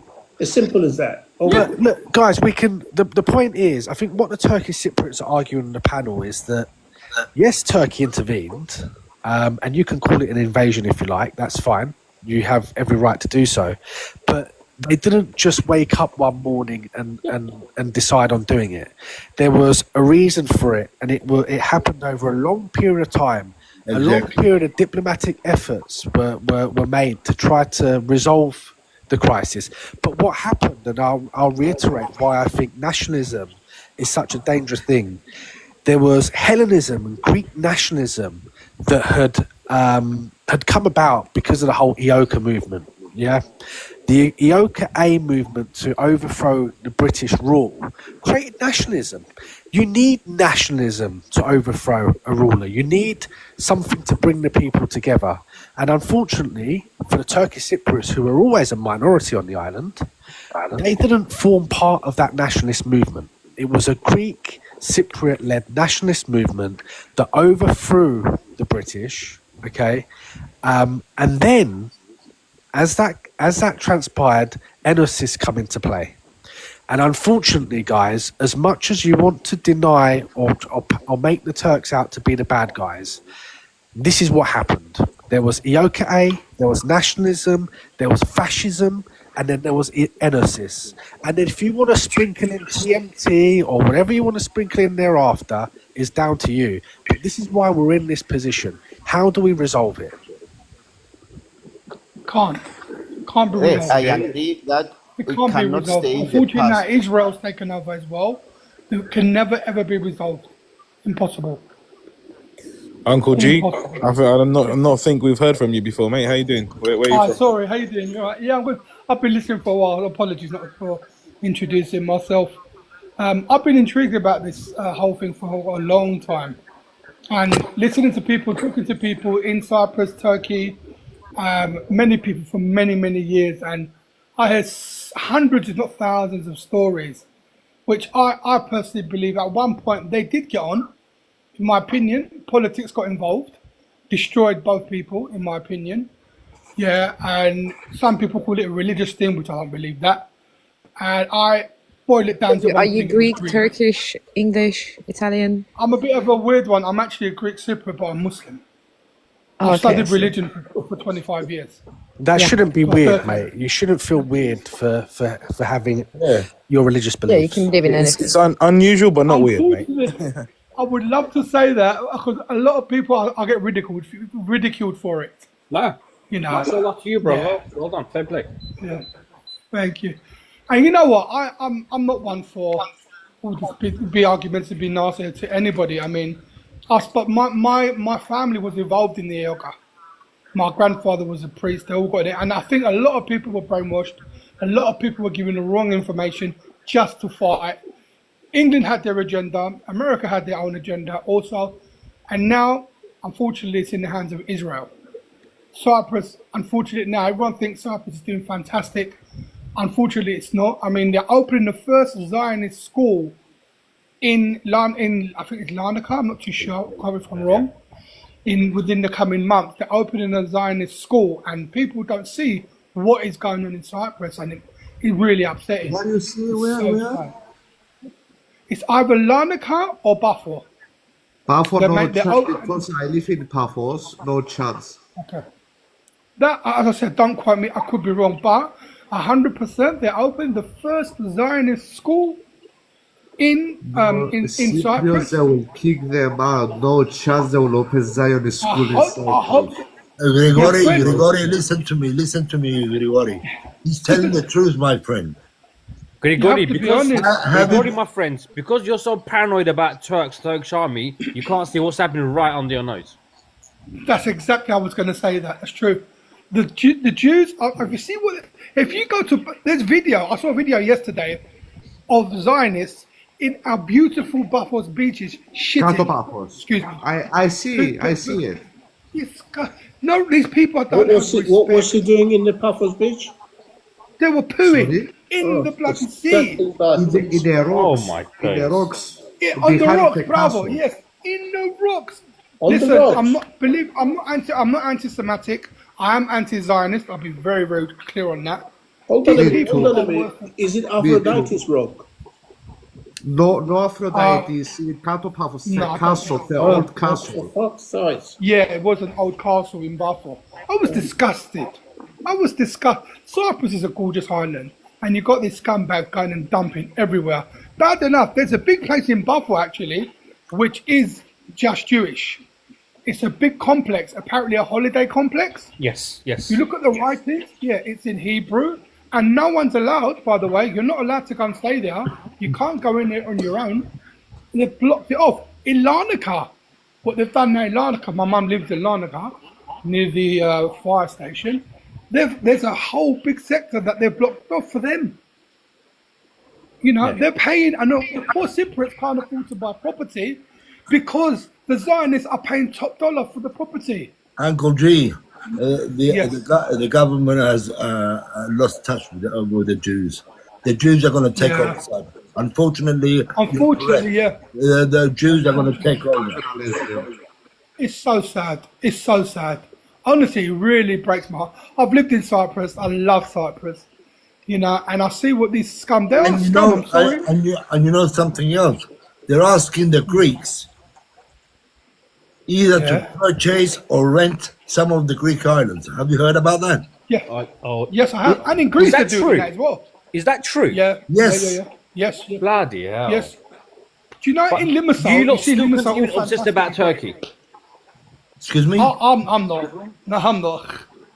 I'm saying this is going on, but you continue to still be obsessed about Turkey and Turkish army. You're losing your own land to Zion. Why are you carrying on that we're obsessed, my friend? We're talking about the Jews here, and you're talking about we're obsessed with the Turks. Well, I'm not seeing I mean, any you're live trying debates. to put words into our mouths. I'm not. What's wrong with you, man? Nothing's wrong with me. I'm not obsessed with the Turks. Are you all like? I think I'm what obsessed. Escape is saying I'm here. obsessed, my friend. I think what Escape is saying here. There's been a lot of talk about the Turks invaded, and right underneath your nose, yes, the Jews have invaded Cyprus. Greece Greece island soon is going to be a done deal, and their motive is for Turkey to attack Turkey. It's not going to be a safe haven. Just to Greece clarify, are very Escape blind didn't say to that. this. That was Uncle G that said that. Yeah, I said it as well. Yeah, the motive is Turkey, and and the Jews. So where I'm from in Cyprus, starting from Famagusta, right to Apostol Andreas, around the coastline, every bit of land has been bought by the Zionist Jews, anything by the coast, all the way down the coast, because there is an agenda. And I give it not even 15 years. That's exactly what they done 100 years ago in Palestine. They bought land in Palestine 100 years ago. They're ethnically cleansed, and do you know what? I openly said it. They're going to do away with all the churches because they believe they are the 100%. chosen ones, and the Greeks are not seeing it, That's and right. they're being bought for big money. Oh, What are you going to do about billions, it? trillions. What are you going to Yes, do very about true. on the Turkish side? Yes, Maza, are there Jews in the north side of Cyprus? How many are they? I don't know what the percent. I don't know what it is, but it's nothing like the Greek side. When I land in Larnaca, I think I'm in mini Israel. Yeah, a lot of people say that. My mum says Lads, that. My mum says she goes to the beach and it's all Jewish. It's all Zionism. My mum couldn't believe it. This My was about a Cypriot- few months ago. My Guys, Cypriot Greek but friends, fucking- if you guys get just a kicked minute. out of southern Cyprus, don't worry. We are to- You can come to the we are- north. Turkish army will protect you as well. Don't worry Thank about you, China. teşekkür ederim. Yorgo. Guys, are you talking Yorgo. about tourists or people that live here? Because in the last 3-4 years, there is a great number of Israeli tourists. Yes. We have to Huge number. make this clear. We are Well, talking there's a about definition, people there's- that I think- live and work here or tourists. But how do you define someone as tourist or someone who has an agenda, a long agenda in the coming years to be a permanent resident and take over that island? How can they be tourists? I mean, You everywhere. know this is 30 years old. I don't know That's if what I anyone's am aware. asking. This has been planned from over 30, 40 years ago, which I read about it. It was about nearly 30, 40 years ago. I was quite young. But this was their agenda for a long time. It's called the Greater Israel. I mean, And this was their plot to do. as a Turkish Cypriot, for me, even for the Greeks, it worries me that there's talks now that Israel wants to buy Greek islands. I mean, come on. And they're going to buy them. Yeah, they're going to buy them. They're going to buy them. They're giving top dollar. They are giving shocking. top dollar. You know, everyone's It's worried disgusting everyone's selling that. Maza, the Turkish army, but anyway, you know. Just to be devil's advocate, just to be devil's advocate, because I've not been devil's advocate Protect it tonight. all for you. I'm just going to put out there that I don't know which Greek islands you're referring to. Greece. Greece. Islands. This is, and listen, I'm not talking from speculation. I'm talking investors. Maza. Let's escape. I got what you said, me, by the way. Let me tell you something. They tried this in 1992 as well to buy or lease some Greek islands, and the Greeks refused. Now they weren't trying bankrupt. to do the same thing, and it's under thought about it. And if the Greeks are stupid enough to lease out, then there's going to be a lot of problems. Unfortunately, in Limassol, you see Limassol now, sorry to interrupt, all the big buildings and big money is Israeli. They give them fake IDs and they're owning big hotels. And Yeah, people go, I agree "Oh, with you, mate. The eastern part of Limassol, 100% is. Yeah, it's 100%. And the thing is, and the locals go, oh, it's the Russians. No, it's not. The Russians are small fry.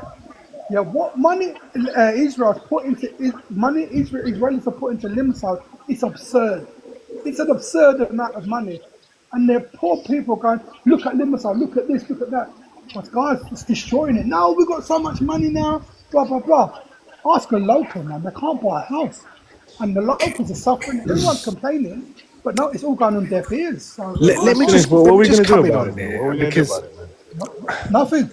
It's done. The deal's done now. It's too late. guys, let me just come in on here, because I mean, I don't want this to turn out to be a Zionist or an Israeli bashing panel, because I actually think we can learn from the Jews, and I know this is going to be really controversial, but the Jews, their whole ideology is to support each other. So when a young man or their daughter gets married, the whole village, the whole town, the whole community rallies around them to support them. They help them buy their first property, usually within their local communities. So if you take a look at North London, Golders Green, Stamford Hill, these are Jewish areas, and they keep it that way. You know, if a property comes available, they rally behind as a community to try to purchase it. Okay, this isn't something new. This is how they operate. They work together. They like to sow division amongst others so that they can swoop in and buy. Divide and conquer. That's right. So it's great for the Cypriots on the island of Cyprus to be divided. It's great for the Greeks and Turks to be at war. It's great for the Arab states in and around Iran to be fighting with each other and fighting Iran, because it plays into their hands. So we need to make a decision. Do we sit down as adults and work something out as Cypriots and as neighbours, just like, some of those Gulf states has turned around and said to America, look, guys, we're your ally. We love you, Americans, but Iran is still our neighbour. No matter what happens, we need to work with the Iranians. And this applies to Turks and Greeks. We need to work together. Yeah, definitely. So I agree with that. if we don't work together, we will be carved up. Easily. In some shape or form, we will lose everything. And it's not... Yeah. Can I ask you something? I mean, someone said, I think it's Mazar, that said that they bought all the beaches around Famagusta and... All the way down to Carpathia, Yeah. What is Turkey doing about it? Don't they see this? Well, in the TRNC, what they did about 2 years ago is they changed the law.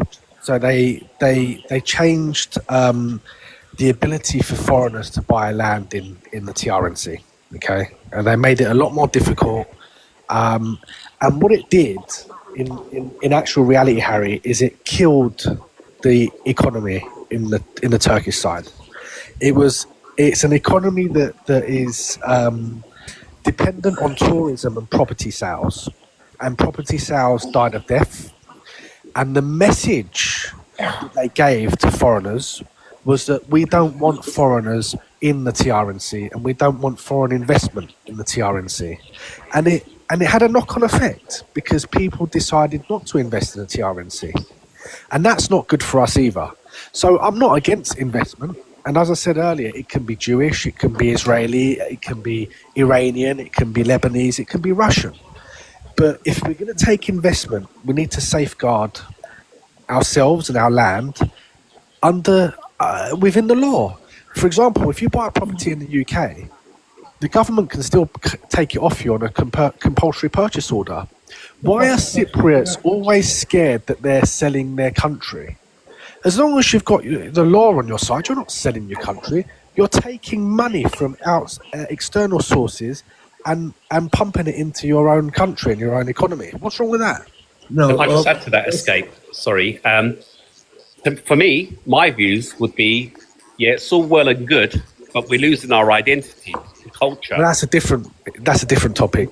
Escape, you also need to point out most of these big projects, the land it hasn't been sold as a freehold. It's only about 50 years lease. Yeah, there's leases. There's all sorts, Kerabi. But the fact is, I'm not against it. I mean, look at what they did in Iskele. They went and invested in the harbour there. They've pumped money into that island, the Turkish side, that we've never seen before. And it's in bricks and mortar, guys. They've built harbours. They've built designated areas for tourists to come and use the sea and water sports and so on and so forth. They've improved it. They haven't picked it up and put it in a rucksack and taken it over to the Middle East. You know, they've improved our country. How have they improved it, Escape? They've poured money into it. So if you look at the local tourism, and again, I mean, I speak openly, my views, and hope people can respect my views. But if you look at all these hotels, tourism, local Cypriots are shouting, saying we don't get the jobs. These go to cheap labour. There's a divide of. That's capitalism, Mazza. It's capitalism. It is, but there is a divide. Even with that input, huge divide. Even within our community, gambling's gone up. The economy's not great. However, these casinos, these are not good. These are not investment. They've been there for donkeys years, these casinos, but they're bigger and better now, aren't they? This is the reality, isn't it? Yeah, this is the reality that investment does not necessarily mean money for the island. It's foreign gamblers, a lot of Greeks come in, Russians, to come and gamble. But what's the profit for the locals? Jobs. Our economy is still down. Do you know the casinos? They pay. Last time I checked, it was a few years ago, £1 million a year license fee each casino. Probably. Well, it still brings money. Guys, sorry to jump. I have to sleep. Thank you for the conversation. Good night. Thank you, George, mate. See ya. Γεια σου, Σοφ. Και εσύ, φίλε. See, the guys, the point I'm making is that what we're seeing right now is investment from the Middle East. Okay, it's Iranians, they're Jews, they're Israelis, they're Lebanese. These are war-torn countries. Okay, they're migrating to, the grass is greener. That's why they're coming to Cyprus, because it's a lovely country with beautiful, infrastructure, lovely, hotels, and it's across the water from Israel, so it's easy to get to, right? But we need to look at ourselves. I mean, Mazza, the Turkish Cypriots. Listen, many Turkish Cypriots left in the 50s and 60s, and the rest left in the 70s. Okay. Those that are left, they still have an old school ideology, which is go and study and become a lawyer, become a dentist, become an accountant. Now, there's only a certain amount of solicitors and accountants that are required in an island with a population of 300,000 or 400,000. So what happens, I mean, I have a relative over there who was a vet. But he now works for the local authority because there's not enough work for him as a vet. Great if you're living in London to be a vet, but not so great in the TRNC. So a lot of people work in the local government. They're paid handsomely. Their wages are linked to inflation. So as inflation goes up, so does their wages. And it's been quite, as you know, inflation has been on the up in Turkey and around the world, and they're quite stable and secure. And if they can sell some properties, which they have been over the last 15 years, they can put a lump sum of money in their pocket. But take that away from them. Introduce Iranian drones and missiles onto the island, whether it be the north or the south. You kill your property industry and your tourism industry, and none of us have anything. Yep. So really, we need to have a joint up approach. The Turkish Cypriots and Greek Cypriots, they need to work together in some way to have a joint strategy. And you need to work with your guarantor powers. Whether you like it or not, you need to talk to the British, you need to talk to Greece, you need to talk to Turkey. And actually, as Cypriots, we should actually be sitting around the table figuring out how we can use them to better our future, not the other way around. There's one problem now. There is a big problem. One huge problem. It's called egos. Too many egos. That's a huge problem amongst Cypriots. Yeah. Too many 100%. egos. Too much. Everyone going, do you know what they've done to us? Do you know what they've done to us? I've heard some ridiculous stories of people villages going around cutting people's heads off because what a politician said. I mean, you sit there in Cyprus, I mean, I'm from the south, and I listen to their crap, and I look at them as you should all be ashamed of yourself because you're killing human beings. You've got no brains. Someone told you to do something, you basically went and done it because, unfortunately, they're not the most intelligent. Not all of them. Some of them are not very intelligent. And you're like, guys, you're not helping. None of you are helping. You're just making the situation worse. So it's all egos and what happened years and years ago. They can't put anything in the bag. But what's done is done. Let's move forward. But no. Ego. Well, it is ego, and I always say to Turkish Cypriots, I say, look, guys, we're very lucky to have Turkey. We don't want for anything. However, we are isolated, we are embargoed, we are secluded from the world, and we should shout about it, and we should make a fuss about it. But Turkish Cypriots don't want to admit their vulnerabilities. They want to puff out their chest, raise their arms, and tell the world that they're the strongest on the planet. But that doesn't always work to your advantage. Guys, most of the time. It's been emotional tonight. Thanks, I want to Mazza. say night to you all, and it's been interesting. Mazza, I've got a million questions for you another time, mate. Yeah, because you've got the mixed kids, so you probably know them anyway. Sorry.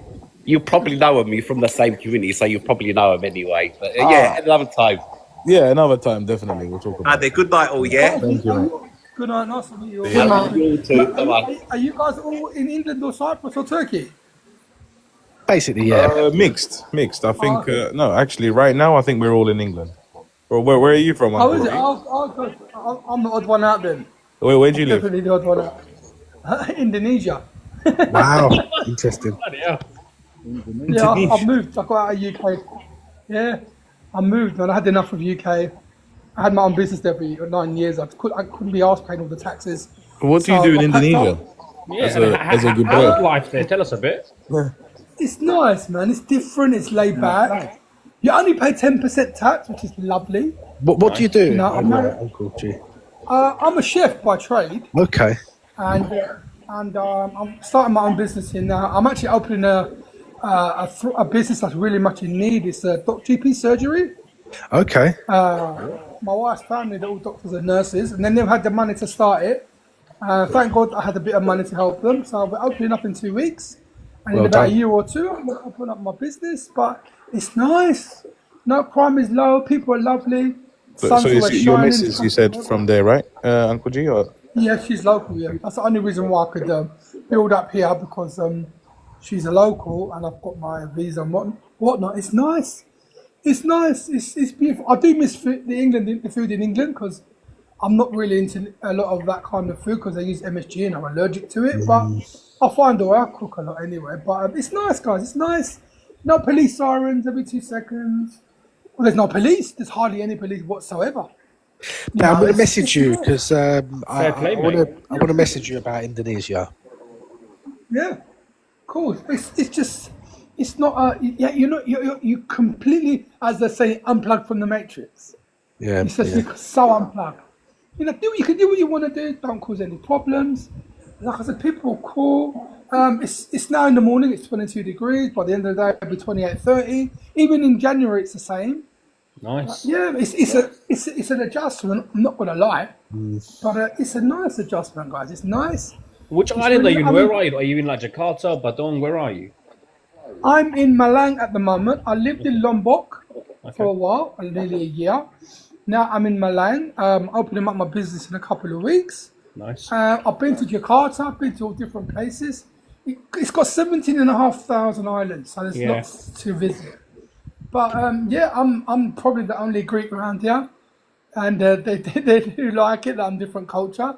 I made a lot of them koftedes the other day, and they were like, "What is this?" How far are you from Ponorogo, Jawa? Sorry, Escape. Can I ask you a question? Oh God, this is another island, more. Really? Can I ask you a question? Malang is the size of Cyprus, exactly the same, mile to mile. Yeah, it's crazy. Because my wife goes to me, "How big is Cyprus?" And I've done a chat GPT on it. It's exactly the same size as Malang. So, the whole country, it's only an island. It's only people an island, but Uncle G. It's crazy. You know, this is the first time I've been able to talk about Cyprus without being bombarded with egos and telling me you're a Turk. Or a lot of Greeks call me a Turk now because I'm Muslim, and I get bombarded with attitudes telling me, "Oh, you favour this, you favour that," and I'm not. I don't do that. I still love Cyprus. I'm a Cypriot, but you know, it's nice to have an adult conversation with people, but from both sides. You know what, Uncle G? Can I ask you a question? Yes, two questions. One of them, are you converted to Islam? Sorry, anybody else talking? Are you listening? Can you hear me? Uncle G? I don't think he can hear me. Uncle G, can you hear us? Yeah, it went quiet for a second. Can you hear Ken? Ken, go on. Can you hear me? No. No? That is so weird. I can hear Ken, but you can't hear Ken. Oh, what's he saying? Ask him, did he convert it to Islam? Okay. Did you convert to Islam? Is the question from Ken to your right, or? Yes, I did. Revert 20 years ago. I've studied religion as a whole for the past nearly 30 years now. Hinduism, Buddhism, Judaism. First, I went to my own Greek Cypriot religion at the beginning, and yeah, I studied it. Second question is more important. Second question you got, mate. Yeah, is he circumcised? All right, did you hear that, Uncle G? No, I didn't. No. Okay, he's asking. I'm never gonna ask you. Can someone else ask? No, it's cool. I don't get offended. It's all good. Oh, trust me, you're gonna get offended. No, I won't. Ah, fuck it, go on in. He's asking, are you circumcised? Not yet. At my age, I don't have to. Ken, man. I don't have to. Well, you can ask. Ken, come on. That's nothing. It's my forte. I've been called so many things by Cypriots. Apparently, I'm a sellout. Listen, if you want to get it done, just call Ken. He'll do it for you. Yeah. Ken, what do you mean it's your forte? Pardon? Yeah, it's like, are you a specialist? Ken is a specialist, I think. That's what he means. Are you a specialist in circumcision or yaraks? All right, Conwell's going somewhere weird now. You stay out of his escape, all right? Sunneting, we call it. Uncle There's G, loads of thousands of doctors in Indonesia, they do it. Uncle G, can I ask why you converted to Islam? I'll be very, because I was born into it, so it always intrigues me when people come into it. It'd be very interesting to know sort of why did you choose Islam? Right. I had a bit of a please. I'm not attacking Greek Cypriots. You know, everyone to their own. I don't judge anybody. God judges. I had a problem. My grandfather was a priest. And in Greek, we say, Bistefke gemia erevna. That means believe and don't question. And I was always been quite inquisitive. And I was like, why can't we question? I don't understand. And that really sparked like a little fuse off in my head, a light or whatever it is, to educate myself and learn more. For me, Islam is basic. I'm from North London, Tottenham. I used to be a drum and bass DJ, so you can imagine what sort of rubbish I used to get up to. I was in Cyprus in the 90s. I was playing my drum and bass and everything else in Cyprus, in Limassol. So I lived up the, bachelor, young, whatever, back in the day. Doing the naughty things we're not supposed to do. But for me, Islam is not hard. It's very basic. And when people talk to Muslims, they say, you're Allah. The word Allah means God, because you see, like Christians, Arabs, they call the word Allah as well. Islam is basic. It's to the point. Believe in God. Do your 5 prayers a day. Don't sit there talking crap about people. Don't diss other religions. Respect, as we must do as Muslims. What people do, I can't control. But what the book says is very different, and it's quite a beautiful religion. It's nice. It's for me, it worked out nice. Yes, you can have up to 4 wives, which is cool. It does say one. How many have you got so far? I've got 1 for now. I've only got the 1. I know people with 2 or 3. Yeah, I do. But 1, you got to have money. 2, it's got to be an agreement. And it's not easy to do it, but it does say 1 is best. Because if you go back in time, years and years ago, people were having hundreds and hundreds and hundreds of wives. But a lot of people don't know the history. But Didn't like I said, Muhammad just have 1 wife? No, he didn't. Okay. He had 1. He had think 5 or 6. Okay. But people say they're stuff all like they called him a pedo, which is disgusting because he wasn't at all. Yeah. In the Bible, they were having sex with kids as young as 3. Like I'm not dissing the Bible. When people jump on a prophet, they don't know history again. Yeah. But like I said, each to their own. In Cyprus, there's the prophet's auntie. There's a lovely place in Larnaca in Cyprus. So it has a significance to Islam in Cyprus as well. But yeah, sorry, I don't want to ramble on too much. But for me, Islam is easy. It's to the point. Do your prayers. Be as good as you possibly can. No kissing idols. No worshipping idols. And yeah, it's basic. It's basic. For me. That's very good to hear, man. And I'm a strong believer, but I'm not a very religious person. I don't practice. But a lot of people in my family do practice. They are quite religious. And all of them, they're just very peaceful, nice people. It's supposed to be, yeah. Yeah. So, fair play. I'm up now for Fajr prayer. I wake up at 4 or 5 o'clock. It's nearly 6 o'clock in the morning here now. I've just prayed my first prayer of the day. And then we've got the other 4 to the rest of the day. And yeah, alhamdulillah, it's all good. That's crazy that we're reaching Indonesia though, mate. That's good. Yeah, lovely, mate. Yeah. Reach the Greeks and Turks all over the world. Right? Did you just happen to come across the live? Yes, I saw it and I thought, please let these people be intelligent. Not a shouting match because I'm not doing that. You know, I mean, I do. Some people when we have Islamic talks, some people from like Bangladeshi countries, and they just get raw. Oh, you're a Greek, like what do you know, and all the rest of it. So I just avoid these people. I like to have an intellectual conversation with people with brains with a decent IQ level, but some people just want to start screaming and shouting, and I can't do it. Yeah, we've been there, done that, man. I can't promise that we've all got high IQs, but I'm sure you all do. No one's been screaming over each other, but I know Greeks are passionate about this certain topic.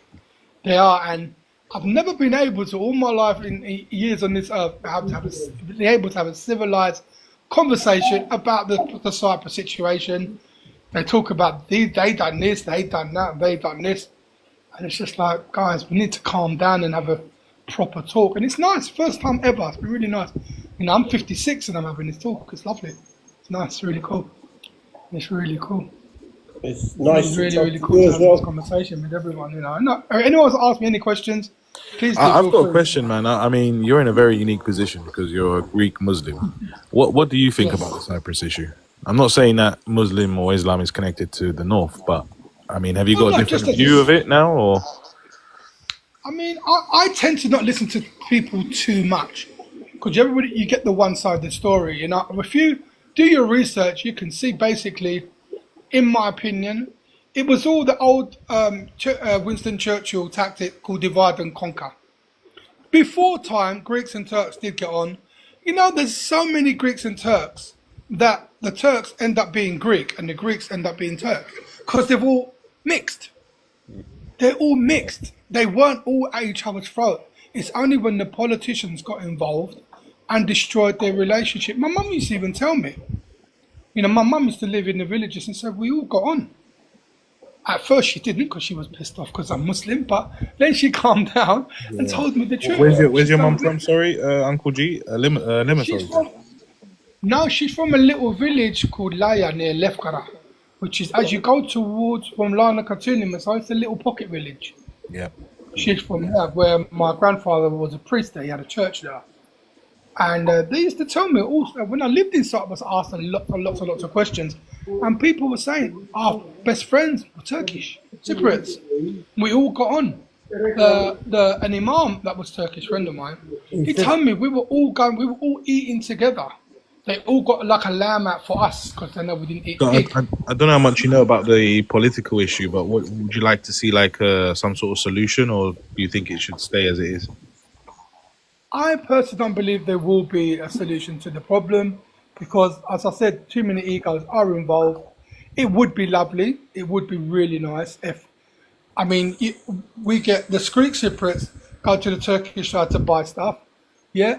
On the way back, they say bloody Turks. And I'm like, so why'd you go there and give them money? What, you know, you hypocrite. A lot of hypocrisy going on. But I would love it to be, you know, because listen, no matter what anybody says, both people lived on both sides. They should have left it be. But it would be nice if it would all be sold. But England's involved. It's not going to happen. England's involved now. Poor Cyprus is involved with this war with Iran and Israel and America, and now Cyprus has been targeted, which is madness. But yeah, it would be nice to get it all done and dusted. But in reality, it probably won't, will it? I don't know. I guess we're closer now than ever, but I don't know if everyone would agree with me on that. See, I see Uncle G as a model Cypriot. You know, someone who can be Greek Cypriot or Turkish Cypriot, practice either Islam or Christianity. You know, what would be ideal is that if you had children that grew up in a Cyprus where one might be Muslim, one might be Christian, but they can both talk Greek and Turkish. You know, that's when you become a true Cypriot, when you can take from both cultures, both communities, from both religions, and you have free will to say, well, hold on a minute. As a Cypriot, we benefit from both sides. That's what you've done in some ways. You're a Greek Cypriot who's converted to Islam. And there might not be much Turkish influence on that, but there could be on that island. You know, it could be a mashup of Greek and Turkish culture and community if they allow it to be. Yeah, do you know what the funny thing is? Sorry to interrupt. We are so alike. My God. You know, Greeks and Turkish Cypriots are so alike. It's ridiculous. Especially even our food. Dolma, dolmades, halloumi, halim. And you're like, guys, give me a break, man. We're all the same. No, I'm not a Turk. Oh, I'm not a Greek.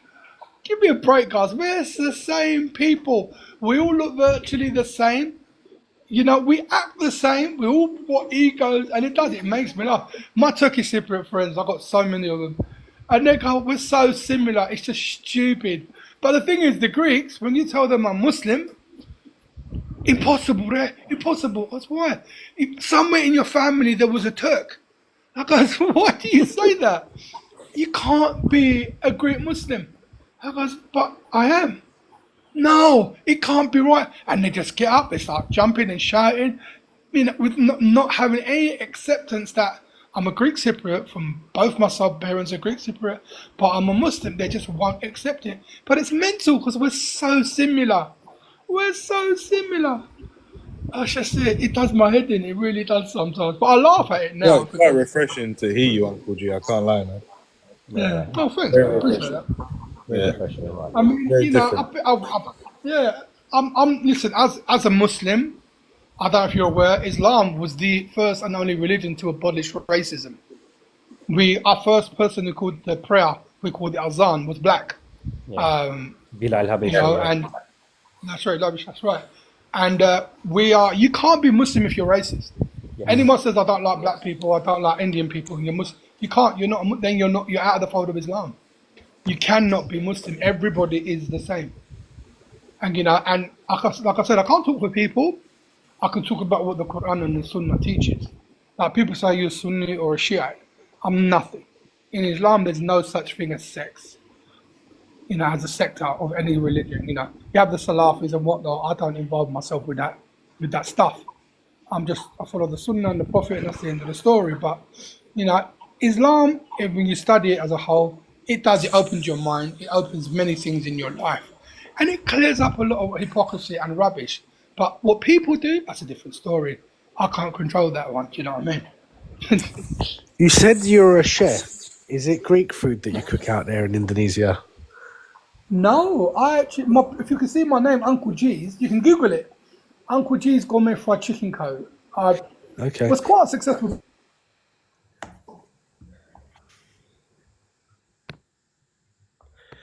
Oh, we lost you there, Uncle G.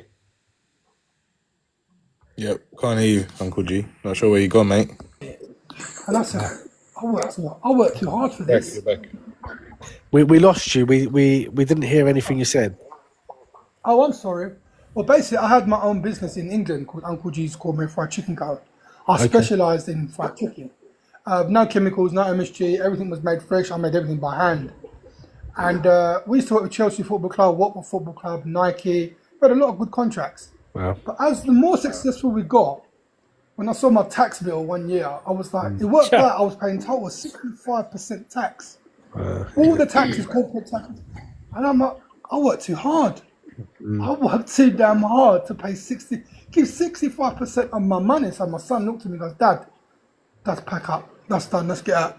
He goes, go to your wife in Indonesia, Dad. I went, you know what, son? I'll reopen there in a couple of years. He goes, yeah, why not? So I've done it.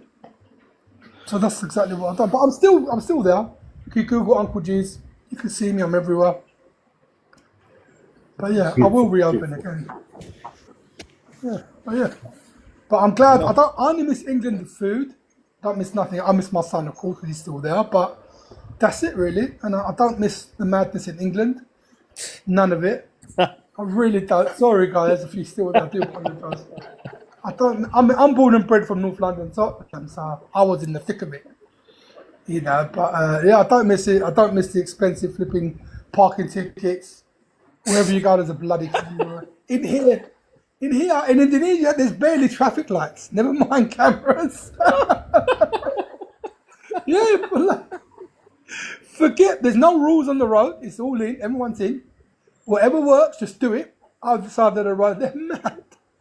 But it's a madness that if people cut people up every second of the day, but no one gets out and has a fight. It's not like in England there'll be mass murders if it's the things that people do here. In Indonesia, they wave their hands and they go, everyone, let's chill. It's all right. I'll cut you up. Don't worry. It's fine. Let's just carry on. Let's go and have a coffee. You know, it's crazy. I was a nutcase when I first got here, but it mellows you out. It's nice. It's nice. Yeah, there's no policing. You see a police car once every month, maybe, if you're lucky.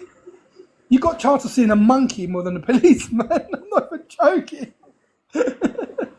Uncle G, that's a brilliant way to end the live, mate. It was lovely listening to you. I do have to close it because it's late in the UK. So it is late. Guys, thank you for having me on the chat. I really appreciate it. I hope we can do it again soon. Yeah, come back again. We do this like once. Follow. Yeah, thanks, man. Once a week, probably. We do a live, so welcome anytime. Okay. So who's Sophocles? That's me. Yeah, Sophocles. That's me. That's Yeah. you. Yeah.